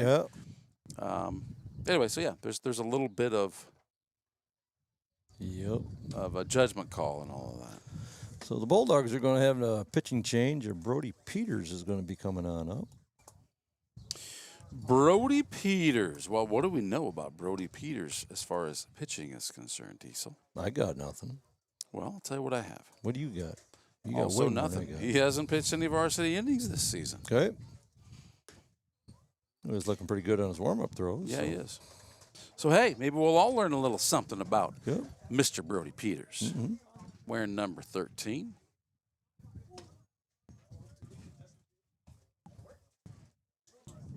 The breeze is kind of nice. Yes, it is. Keep it coming. Corn's got to be loving this stuff. I think Just so, too. growing away. Those beans are looking really good out there. Didn't see anything flooded out over the inch of rain we got. And didn't see that nobody had hail. Nobody had a tornado coming at us. And there's a nice little soaker this week. Then I see on the forecast, geez, we got like rain in the forecast for like the next 6 days. Is that true? Yeah. I haven't even checked the forecast beyond today. Yeah. Sunday through, I want to say the whole week. I haven't looked here the last What was it? today, but let me just check.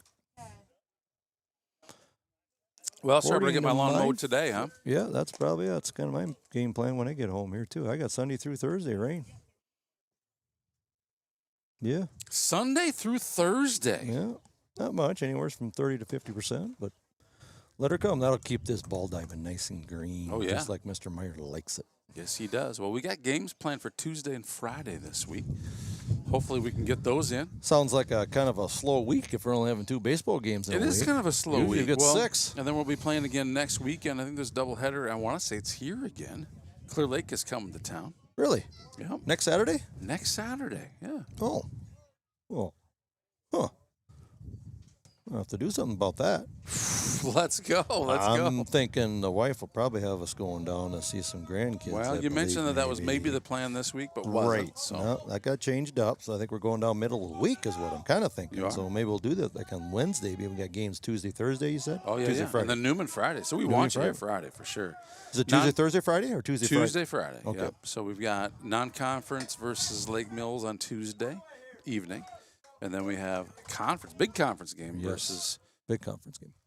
Newman for Porter who Sweetsaw. gets to lead the conference. Yep, Porter Sweetsaw is going to be up, and we got Mully at first base. He takes off huge. Huge jump at first base, and now he made it on down to second base easily and decided not to take off to third, although Devin hollered, yep, like you should. But Port's going to be up here. He's got a 2-1 count. Still 2 outs. New pitcher for the Bulldogs, Brody Peters. He goes ahead and takes ball outside.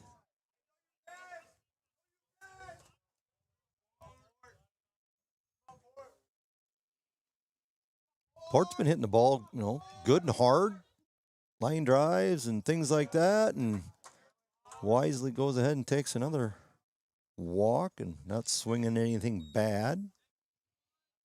He gets aboard. Mason Beelan's going to be on up here.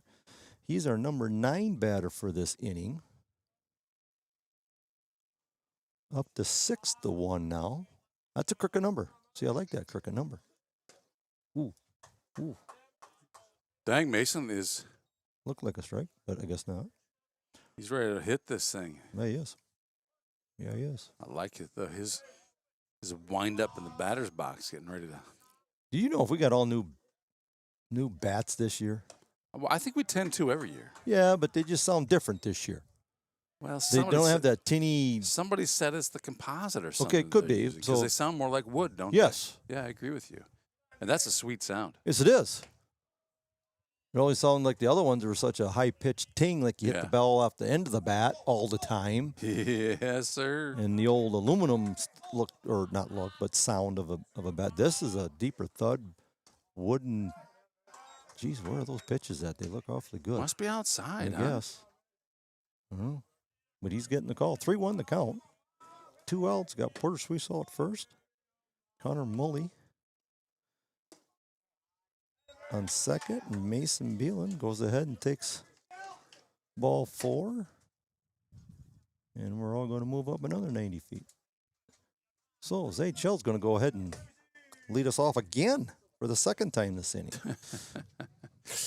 Well, last time he was up, he took the very first pitch and hit a hard one at the shortstop, found himself on base.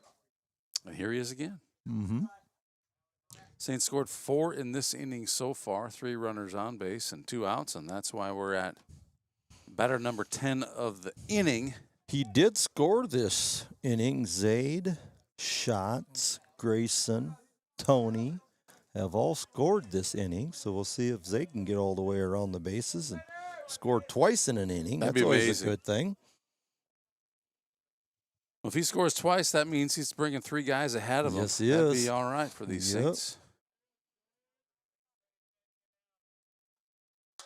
We got a line shot, Zaid. and that's going to get not through, but the shortstop Wow. made a good play, but couldn't make a play anywhere.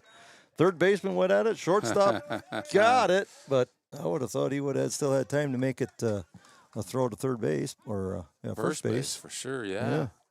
I don't know if it looked like he took a glance at first and was first base ready. Was he in position? I assume know. he was, but I don't know. didn't make the throw. And that Right. brings up Jackson Vroom. Vroom again. Vroom hits a hard hit ball down first base line, and he goes ahead and takes it himself. Great play by a first baseman to go gather that thing and Yep. find his way back to first base before Vroom does to get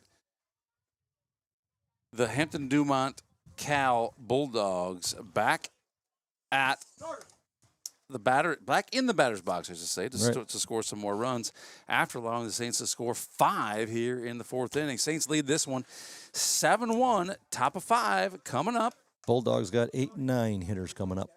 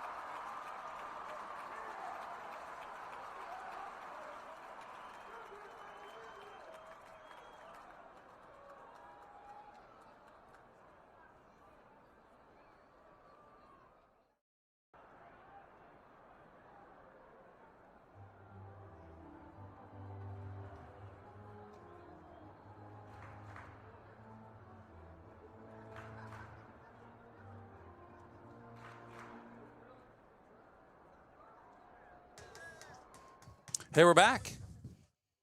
Hudson Sparrow on the mound for the Saints. Better number what in the order? 8, Eli Cruz. Number 10, I believe he is their catcher, yeah.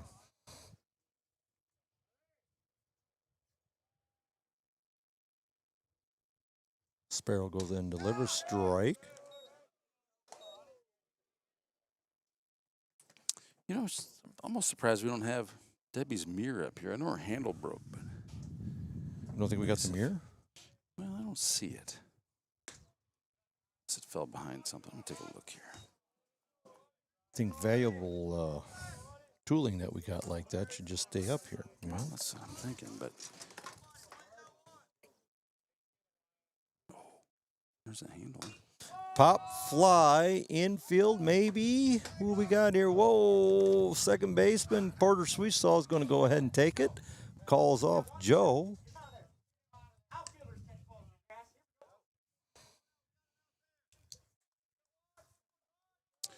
So one of the most entertaining parts of today I found is just watching Joe Clevenger put his own brakes on.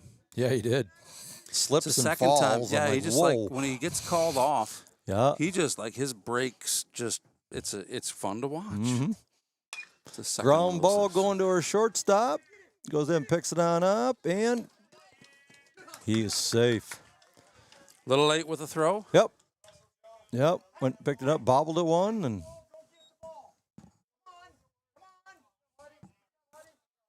that should have been a routine ball, but it's kind of it's the attack. Yes. What was wrong there? He wasn't attacking the ball. You need to be another 1-2 steps further, and then he bobbles it, and that throws your timing off. So you always got to attack it. Don't ever let the ball get to you. You go get the ball. That's a good pitch. So Hudson goes ahead and starts on out with a first pitch strike. 7-1 here in favor of the Saints. Bulldogs got a guy on. Hudson better be looking at him. There you go. Yeah, he's already gotten a base runner leading off too much to end the last inning, so Yep. runners should take notes on that one, right? Correct. He's got him looking way bad there. That's good pitch to make the batter look. Whoa. He's way out ahead of it. Carson Helmke, the junior, with 8 hits, all for singles so far this season. Yep.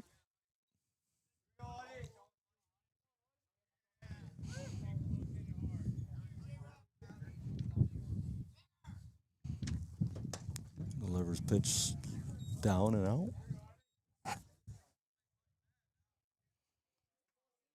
1-2 the count.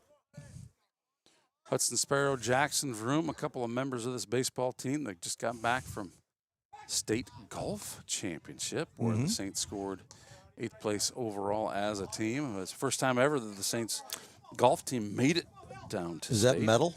Did you get medal or not? No. What do you get medals I in? think the top 3 teams, Good. perhaps. Okay. Wildly, 2 teams in our district did get top 3 places. Who's that? South Wind and Harris Lake Park. They were in our Harris Lake. Harris Lake Park. Harris Lake. Where's that at? I want to say up northwest. Well, Northwest Iowa. Hudson's falling a little bit behind here. He's up. Now he's down a full count. 1 out. How's Huddy feeling? Good arm? Feels good? Seems to, yeah. He Okay. pitched We got a 11 runner. pitches. We got a pop fly back behind the dugout, out to the parking lot. I don't hear any glass, so it must be good. Either that or I'm a little off my game. I'm getting pretty cozy up here with It this. is nice, yeah. It's just I just want to hang We out had here all some big day. Papa or Grandpa John's burgers or pork loins and nice breeze coming through here. Feel a nap coming on, I think. Probably not. Got too many things to do. Sparrow goes ahead and delivers ball 4.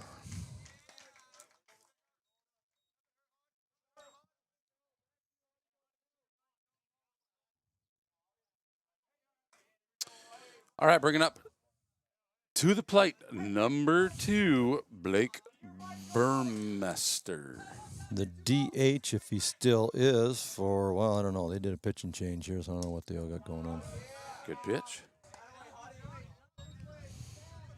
One out here at the top of the 5. Saints leading by 6. Still can do a double play here. Ground ball. Get something here, Huddy. Shut these guys on down. Oh, I like that pitch. I very like much. that pitch too. Just a little up. That would have been good. Batter didn't see what was coming. How hard can you throw? Got a number? I don't have a number, but I'll say. Now we we're- got we're him. Got him again. Got him in a rundown between second and third. Let's get this right. Let's get this right now. There we go. There's the short and up. Runner goes ahead and loses traction, and there we go. Got him picked off big time. He had him leaning to the third base, and Huddy comes around and throws it right at him.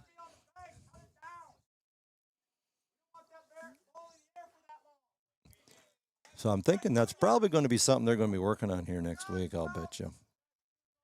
Well, it's worked out for him a couple times, but as coach, we saw us kind of giving him some direction out there. It sounds like there are indeed some things that he wants to work on, but we'll take that. That's out number 2 here. Base runner only at first. They're still at force at first and second. The batter is, on a couple occasions, been kind of No idea what to do. Timid, just timid in there. And But on that rundown like that, we want an out in three throws, not 5. Got it. And that's where we want to be. Too many opportunities for something bad to happen. We missed the ball. It's another 2 more throws that you got to make accurately, and all kinds of stuff coming in. But as soon as that happens, we got all 9 guys. Well, it's 8 guys because Seth will still sit there and cover the plate, but they're all lining up behind bases. Yeah, that makes sense. Yep. Pop flies on up. Seth could not see where it's at. It was out of play anyway, but definitely needs to be able to locate those and find out where for sure they're at. Landed just on the other side of our dugout here. That's a pretty juicy pitch for Sparrow. He's throwing some heat that I'm not sure if he's hitting 80 yet or not. I know the coaches have said that with his levers, they think that they could get him there this season. Yep. But I know we've got a lot of guys that can throw around there. So pretty fortunate as a team. Runner's going. A hop there, and she's going to be. That was a strike 3. So the runner doesn't mean nothing on a strikeout like that.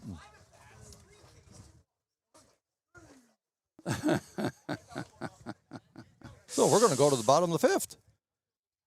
I think it's the first time I've seen a 5-inning game so far. First so let's time see you have. Yep. Yeah. It's only happened at North Butler and at West Fork, and you haven't been to those games. So Nope, missed them. we're going to see it happen right here. Bottom of 5 coming up. Unless something crazy happens, Saints would need 4 runs in this one to just end it now. Correct. They Yeah, got a we could do that. 10-run lead.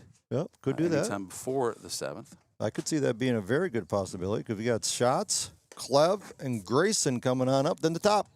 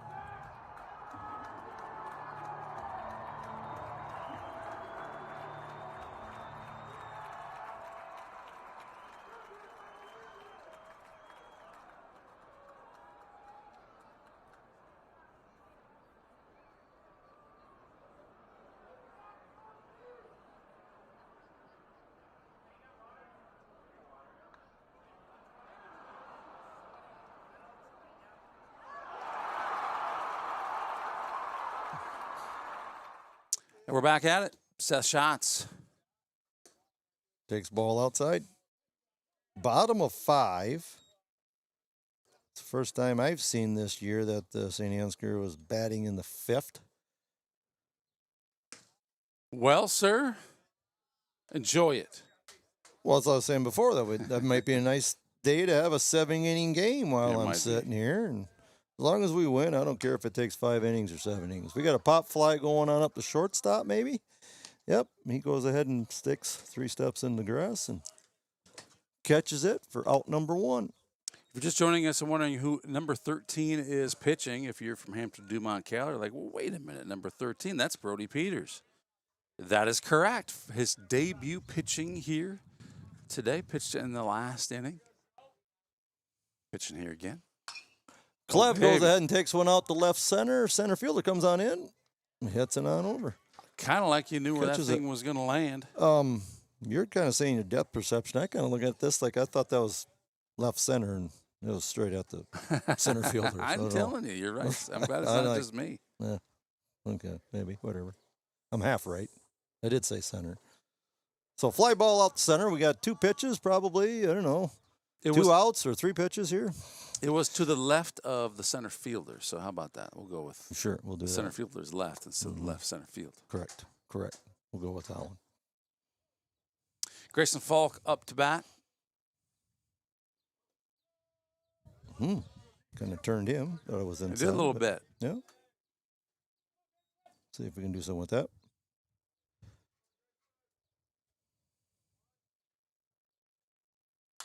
We got a shot going down the left field line, and it is just out of play. Right out there, bounced off the brick of the bullpen down there. Just out of play by about 30 feet. I just have such a hard time. That's just out of play, not foul. Fair enough. Fair All enough. right. Takes one in the dirt. 2 outs here in the bottom of the 5th. Folks got 2 strikes on him.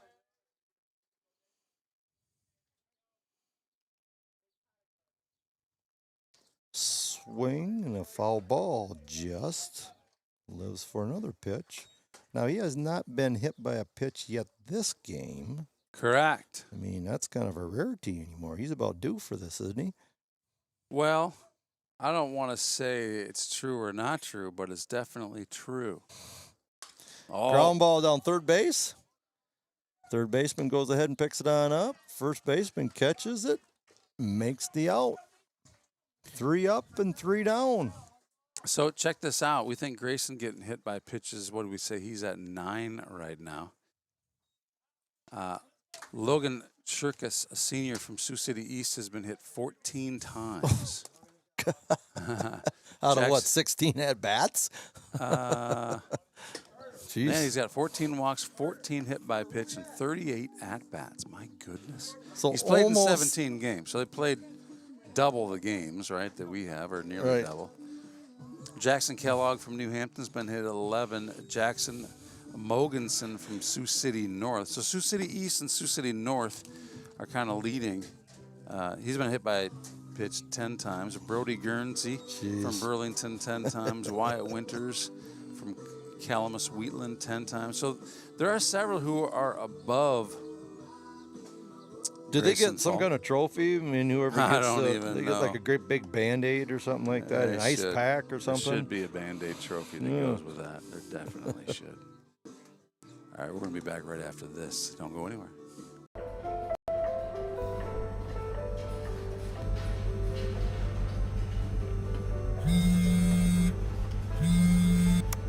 Mitchell County Regional Health Center here. Just calling to let you know your test results look great. And you'll want to get 2%.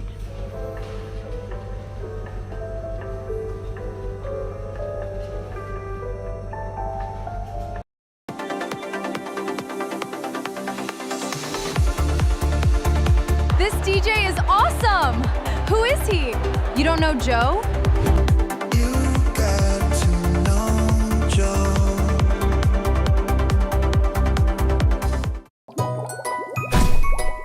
All right, thank you, Beeland Ag Risk Services, for your generous contributions to keep Saints TV free to watch. If you don't know Joe, you just don't know. Well, after that commercial, you're going to know. You better. Right. Hudson Sparrow back on the mound here for Saints. Goes ahead and 3-0. He falls behind. part of his plan. He always has a plan. Just get him to that point. He knows that I can just throw a free strike on the next one. That's what he's doing here. Just kind of taunts them a little bit. Yeah. Say, hey, I got some more stuff coming up. I got some more in the tank here. Or Yeah. put it in the dirt and go get it. You know, you can always get him on the bases if you want, but Right. He I hasn't pitched from without a guy on base yet. All 3 innings here now. He's always had somebody on Yeah, base. You're right. You're right. Top of Something's- 6 we go to here between Saints and the Bulldogs. And we'll see He how wears this that one black ends up. sleeve on a sunny day because that black attracts the sun, right? It just keeps his arm warm. Keeps his arm warm. I know, but it's still warm. We're warm. He'll wear that black sleeve if it's 95 degrees outside. I don't know. He doesn't Well, wear it that's- anywhere but here, and he doesn't. Oh, I really? don't really get a chance to talk to him when he's here. So Right. Yeah, well, there's a good pitch. hey, there's a strike.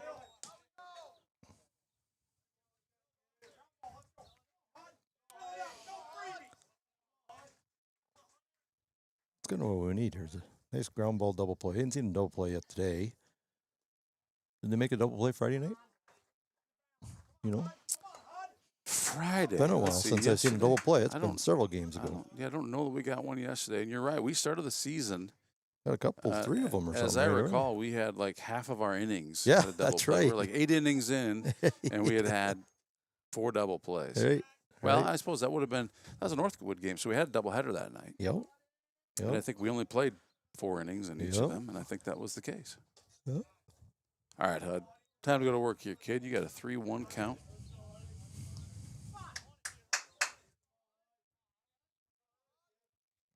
Three, 1 count, nobody on. Excuse me. 1 guy on, nobody out.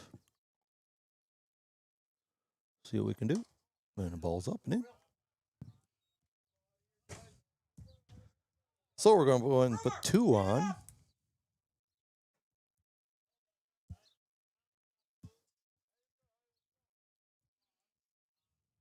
I got a feeling that they're going to be cautious with that kid at second base.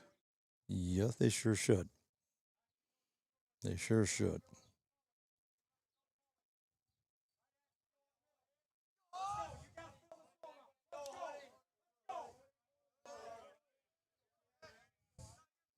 He's got to throw some strikes. That's what we got to do. He's got to concentrate on that first. There you go. Good start. They're going to watch him just like we watch him. So. You bet. If he's throwing a bunch of balls, there's no sense in Yep. swinging until you at least see the first strike come You across. betcha. Yep. Runners at first and second. Saints are up 7-1. Both guys are going back pretty quick. You're right. Oh about that. no! Twice we go ahead and picked off the second guy, and so they're a little gun shy, I would think.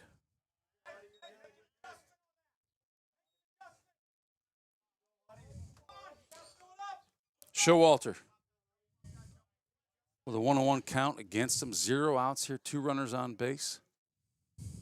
Hudson Sparrow throwing pitches. That one is high. Yep, close. Looks Close. good. When coach says great pitch, it means umpire. What are you watching? Right. And I know he hears it. Yep. How do you not? There you go. Good spot. Got 2 strikes on him now.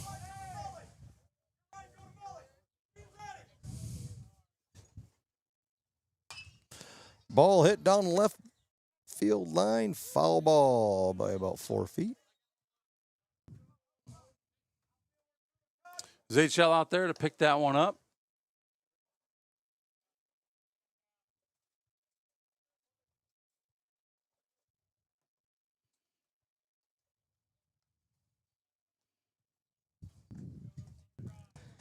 See, Shell's got a, I don't know, kind of a teal colored sleeve on his throwing arm. He out does, there. doesn't he? Yeah, a little different. I know we might get a chance to see some different pitching today, and don't see Jackson Vroom down there in the team cam down below. Maybe he's warming his arm up right now. Not sure.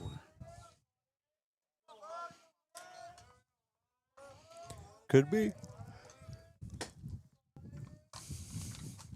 full count for Hud. We got a pop fly going on. Up. Someone cover third or Huddy. There you go. Oh. Mully kind of tried to catch it around him, backside, something. Well, it would have been a whale of a catch. Yeah, it would have been. Yep. Full speed over his shoulder. That would have been a great one to have, but That's tough. That ball's got backspin and it's Oh, yeah. going all over the place. And not like we got any wind that would really play a big difference, but it's tough. Your head's on a pivot or just a wobble head out there. It's tough to look at, tough to catch. So full count. Still nobody out. Runners at first and second. Huddy delivers. Oh, Swing. yes, he Yes, he did. did. Yep, he swung around and umpire calls it a swing. that's that high heat we talked Yep. about. Hey, just put it up here. CPAT 20 saying great broadcast today. Thank you. Watching from Indianola, 11 and 12 U Bandits, both 1-0 on the day so far.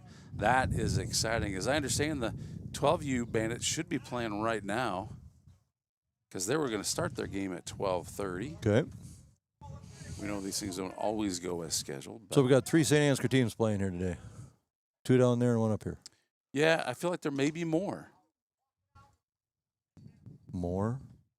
Well, I thought there were some other teams playing down in a different part of Iowa. Right. So Foul ball here kind of went down and hit our umpire, and he's going to take a breather. I think it like grazed his cheek or ear or something like that. He ain't liking it. nope, gonna take a moment. Hopefully he doesn't spit out a tooth or something like that. They take a hit back there too, just like the catcher. Yes, they do. I know the one umpire years back took a foul ball and hit him right on the wrist and broke his wrist. Oh, it did? And he ended up going. He left. He said he couldn't run his clicker. Oh, His his fingers were all numb and in a lot of pain. And Had to get that taken I don't care of. know. Somebody come, whatever alternate umpire we had around. Somebody come in suited up and was an umpire. I don't know where that guy come from. It wasn't the base ump decided to do that and just Well, I have to do it think without the a base ump come in, and then someone took the bases. But yeah, when you got a umpire that goes down, and I don't know if every home team has to have a alternate It's a good umpire question. It's in a great case question. yeah, for that reason. I feel like I've watched some varsity baseball where there was only one head ump in an official varsity game, and Really, I don't know one that- umpire. Well, I feel like it's Oof. happened, and the only Oh, reason I feel like it's probably. happened is because you kind of make excuses like, well, I mean, the dude's trying to do everything, for me. Right. Like, that's not really a fair thing. Yeah, we throw down first base. He goes ahead and called third strike and got him. That's a great pitch. So Huddy goes ahead and strikes out 2 now. So that was Brody Peters, who has been pitching for Hampton-Dumont Cal. And that brings up, who you got after Peters on your list That's there? that is or eyes Is. I'm going is. Wickwire. I'd say eyes. Well, Somebody but his help me. name is Israel, right? And they don't listed know. him as IZ, so I'm going to go. Hey, chat's open. If you're out there, you want to let us know. Yeah. So that's not his real name. That's just a name. Well, Israel is come his up. name, but Okay. it's like Yeah. calling you Dees Right. instead of Diesel, right? Right. CPAT, thank you. The 13U is in Waverly. I was sure there was another team playing not in the Des Moines area. So thanks, CPAT. 2 outs now. Runner still at first and second. If we got any updates on the 13U team, we'd love to know that as well. They're in Des Moines, you say? Waverly. 13 Okay. U's in Waverly. The other group. Whoopsie. Hold on just a second. There's others. 4 teams playing today. I think that's what 4 means. Oh, wow. But yeah, so there's in Indianola, there's 11 and 12 U Bandits playing. And then we got a 13 U team in Waverly. Sure. So many Bandits teams. Sure. Hard hit ball what right at Great play by Porter, the quarter. Yeah, Port's there now. Right. Yep. Awesome. He had a double play going on there, but awesome hit. It just happened to be right at one of our guys, and we got the out, though. So, Hey, we'll take that. Guess what happens next? we just go ahead and put down that it's an F4, and it's like, we thought it was a pop fly, but that was a good hard hit ball. It sure was a hard hit ball. Right on. That's Hey, what we you got to do. We got our top coming on up here. Tony, Connor, and Port. You know what? That sounds a whole lot like runs. We'll be right back.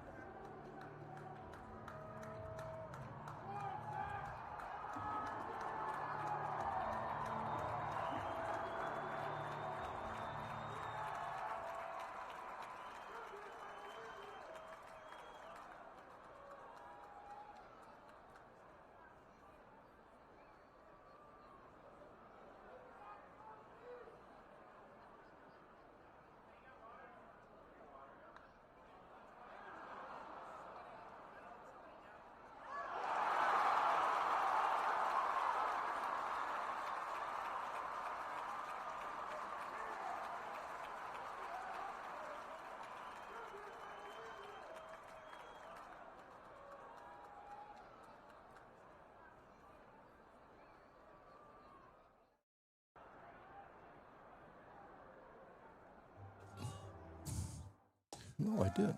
We're back. Schnabel is up. We're at the top of the order, just as promised.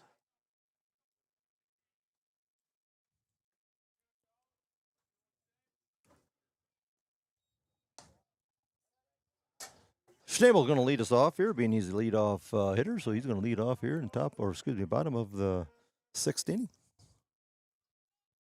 Brody Peters, the junior.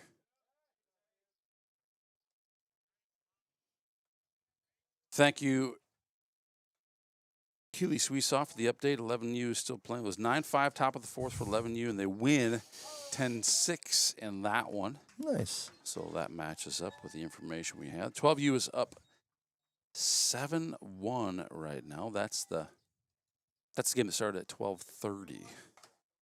Schnabel goes ahead and takes a 4-pitch walk. He stands on first base. So he's good. Got leadoff guy on. He goes ahead and takes on off. We got a throw it on to second base, and he's safe. Mully tries to go ahead and bunt it. It looks like he missed it. It looks like a running bunt. Was Yeah. that pitch just way outside? Yeah. Or what? I don't know. Either way, it's a strike because he missed it however he wanted to miss it or not.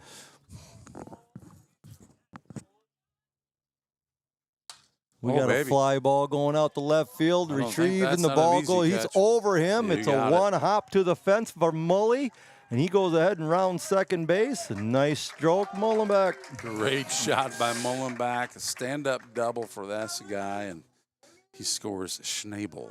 Right on. Saints, I'd like to see 3 runs in this one and make sure you don't get to see a full 7-inning game. If the Saints lead by 10 in this inning. This is why you don't want to walk your leadoff guy. There you go. And he scored scores. already. He's already done the 70%er. Yep. Porter. Mully's on second base. Porter Sweesaw's up to bat. The old white helmet fella. You're sure right about the sound of the bat, though. It is different, isn't it? It is. And I like it. Yep. Yeah, I didn't care for the tinny. It just never sounded like a good solid hit. What Mully had, there's another good solid hit going on out center field, though. He's there. And he's there, and he makes the catch. Not deep enough to get Mully any place different. So Port goes ahead and flies out to the center fielder.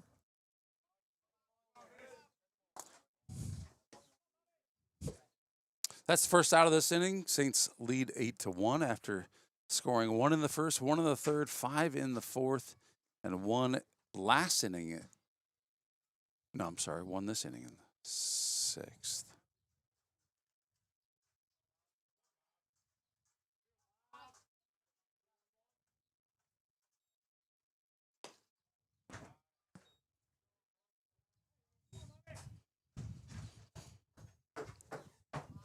Mason Beelan up the bat.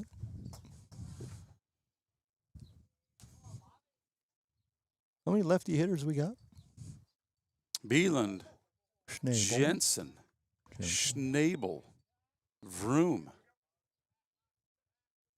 Just the 4? I don't think I missed anybody, but that is a lot, you know. Well, here's the names. When 10% of guys are lefties. Oh. Oops. Our lineup. 10% of humans are left-handed, and we've got Really? 10%. Statistically, that's the Well, when they say left-handed, left-handed. meaning they write left-handed. Correct. But we got a bunch of left-handed batters that throw right-handed and goofy things like Well, that. one. We were talking about that. There's one. We got Right. Vroom. Right. Yeah. So the fact that so Is he classified as a lefty? I would say he's a righty. Yeah. He's a righty who He's a hits righty left. golfer. Yeah. Does he right-handed? I believe he's right-handed. Is he yes. a right-handed writer? Yes. I'm going to say yes. You should know these about the stats on this here. We got a ground ball going down the second basement. He goes ahead and Beelan moves the runner on up 90 feet. Got a ground ball, does his job, moves things around. That's all we got to do is keep on moving 2 outs. for the second out. And up comes Zaid. Shell, see what you can do. You can bunt, you can hit. I don't care what you do. Let's get aboard. He's a fun guy. We got to in get that real guy at life. third. Don't leave that duck sitting there in third base. I don't want to do nothing on that one. 8-1 in favor of the Saints. 2 outs. Connor Mullenbeck standing on third base, just itching to get into home.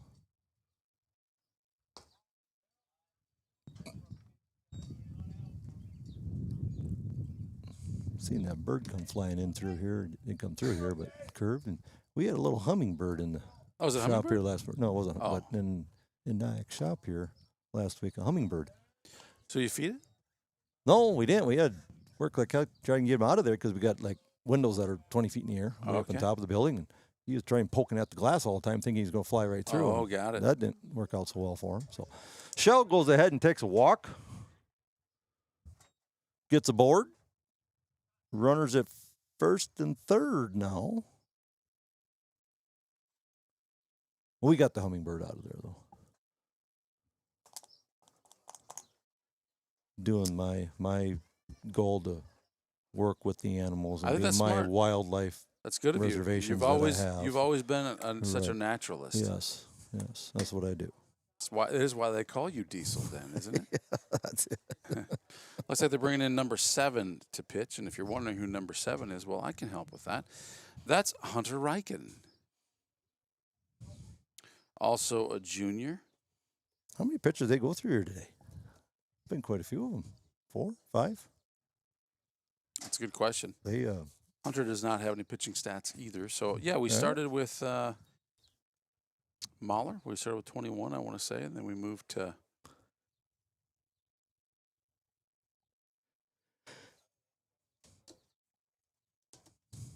I don't even remember anymore. Can we play music while he's warming up? Cruz. Oh, you can see where I think it's probably just a straight up switch. This guy coming in the blue will tell you. New pitcher. We'll be right back. Yep.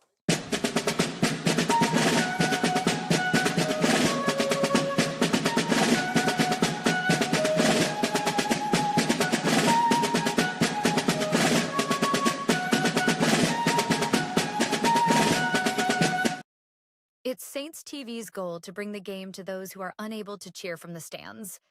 Watching the stream is free. Creating it is not. Please consider donating to our cause through our donation partner, Give Butter.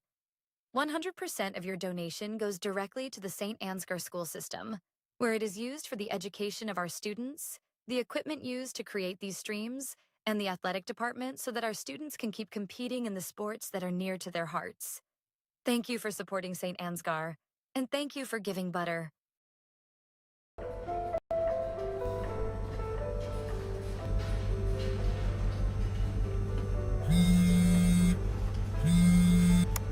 Mitchell County Regional Health Center here. Just calling to let you know your test results look great. And you'll want to get 2%.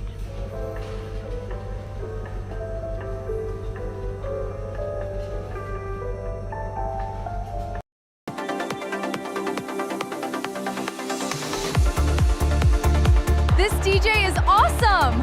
Who is he? You don't know Joe? Let's get back to it. Let's get back to it, Jackson. Well, you Broom. gotta show the you gotta know Joe.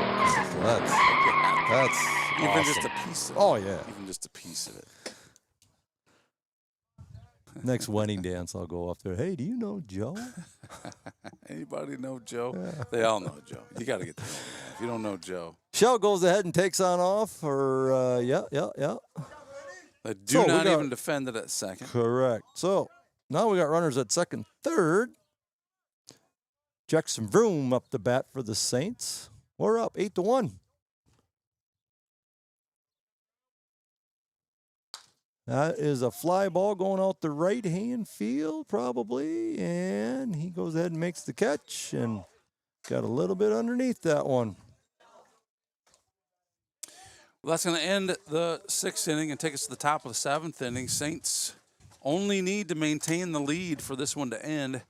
Correct. In just 3 more outs, and I'm sure that's exactly the plan. My guess is they intend to keep the lead exactly where it is in it. We got numbers 8, number 9 batters coming on up for the Bulldogs. Let's go give Joe some love since we interrupted him. Sure. You cut him short the last time, didn't you? I did.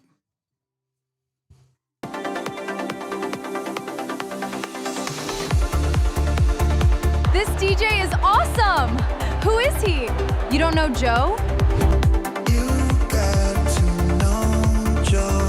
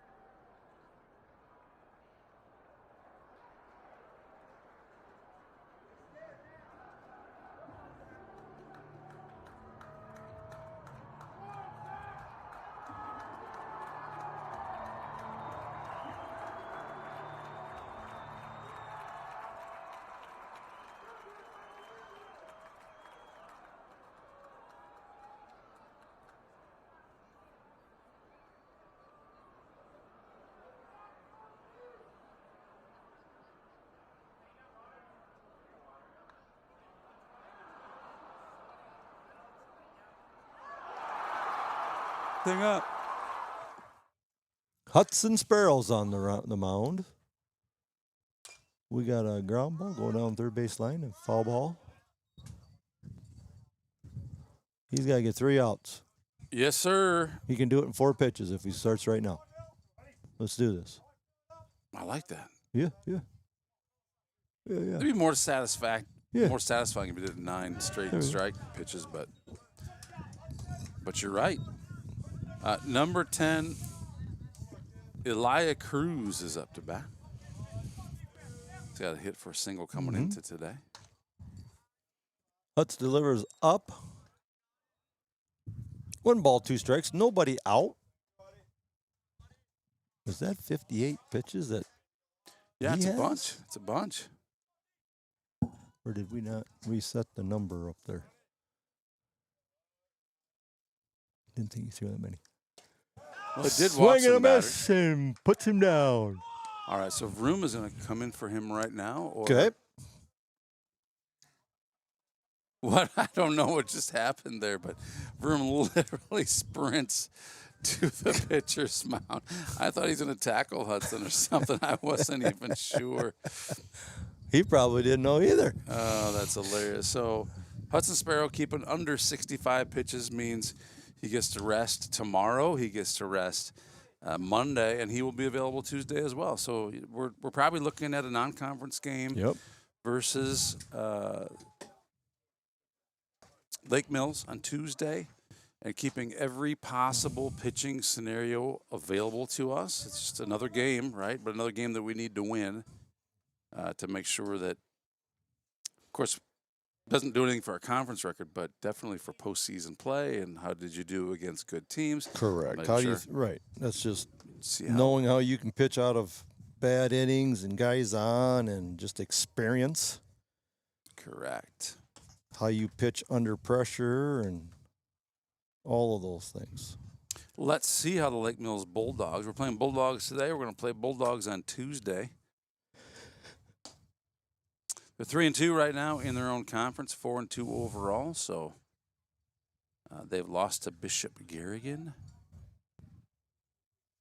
Yeah, so decent team. Mm-hmm. Mm-hmm. They lost to West Hancock 1-2. First game of the season. What was West Fork's record? Not good. 1-7. Oh, When we wow. played them, they're 1-8 now. Really? Yeah. Oh. But they looked like a good team.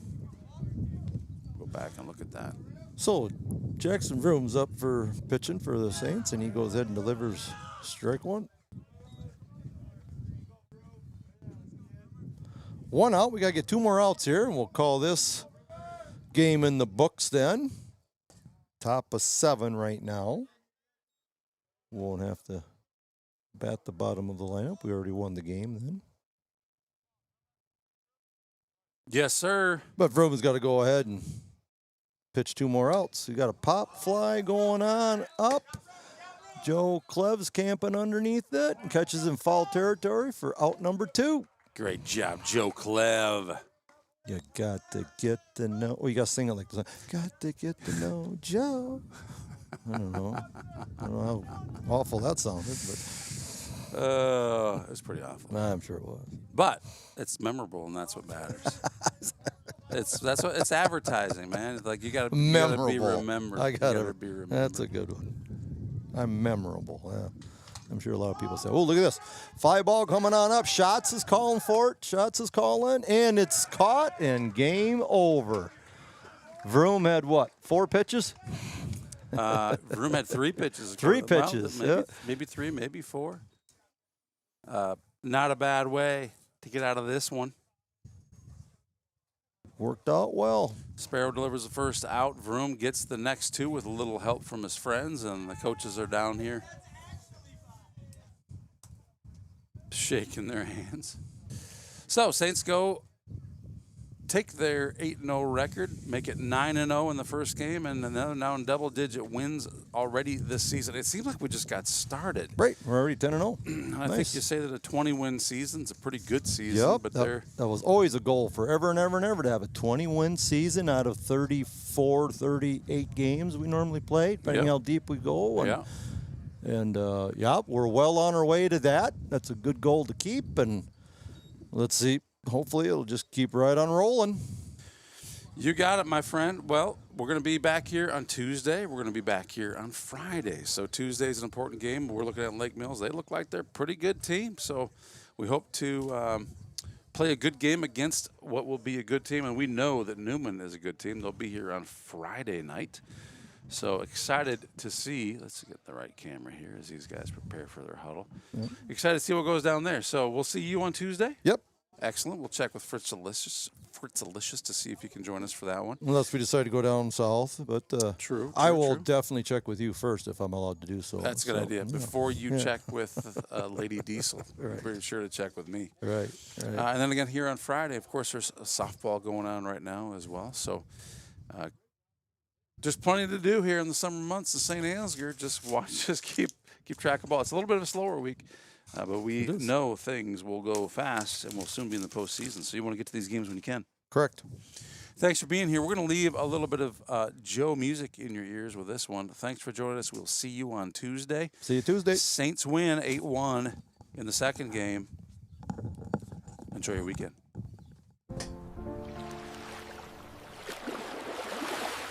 You've got to get to know Joe.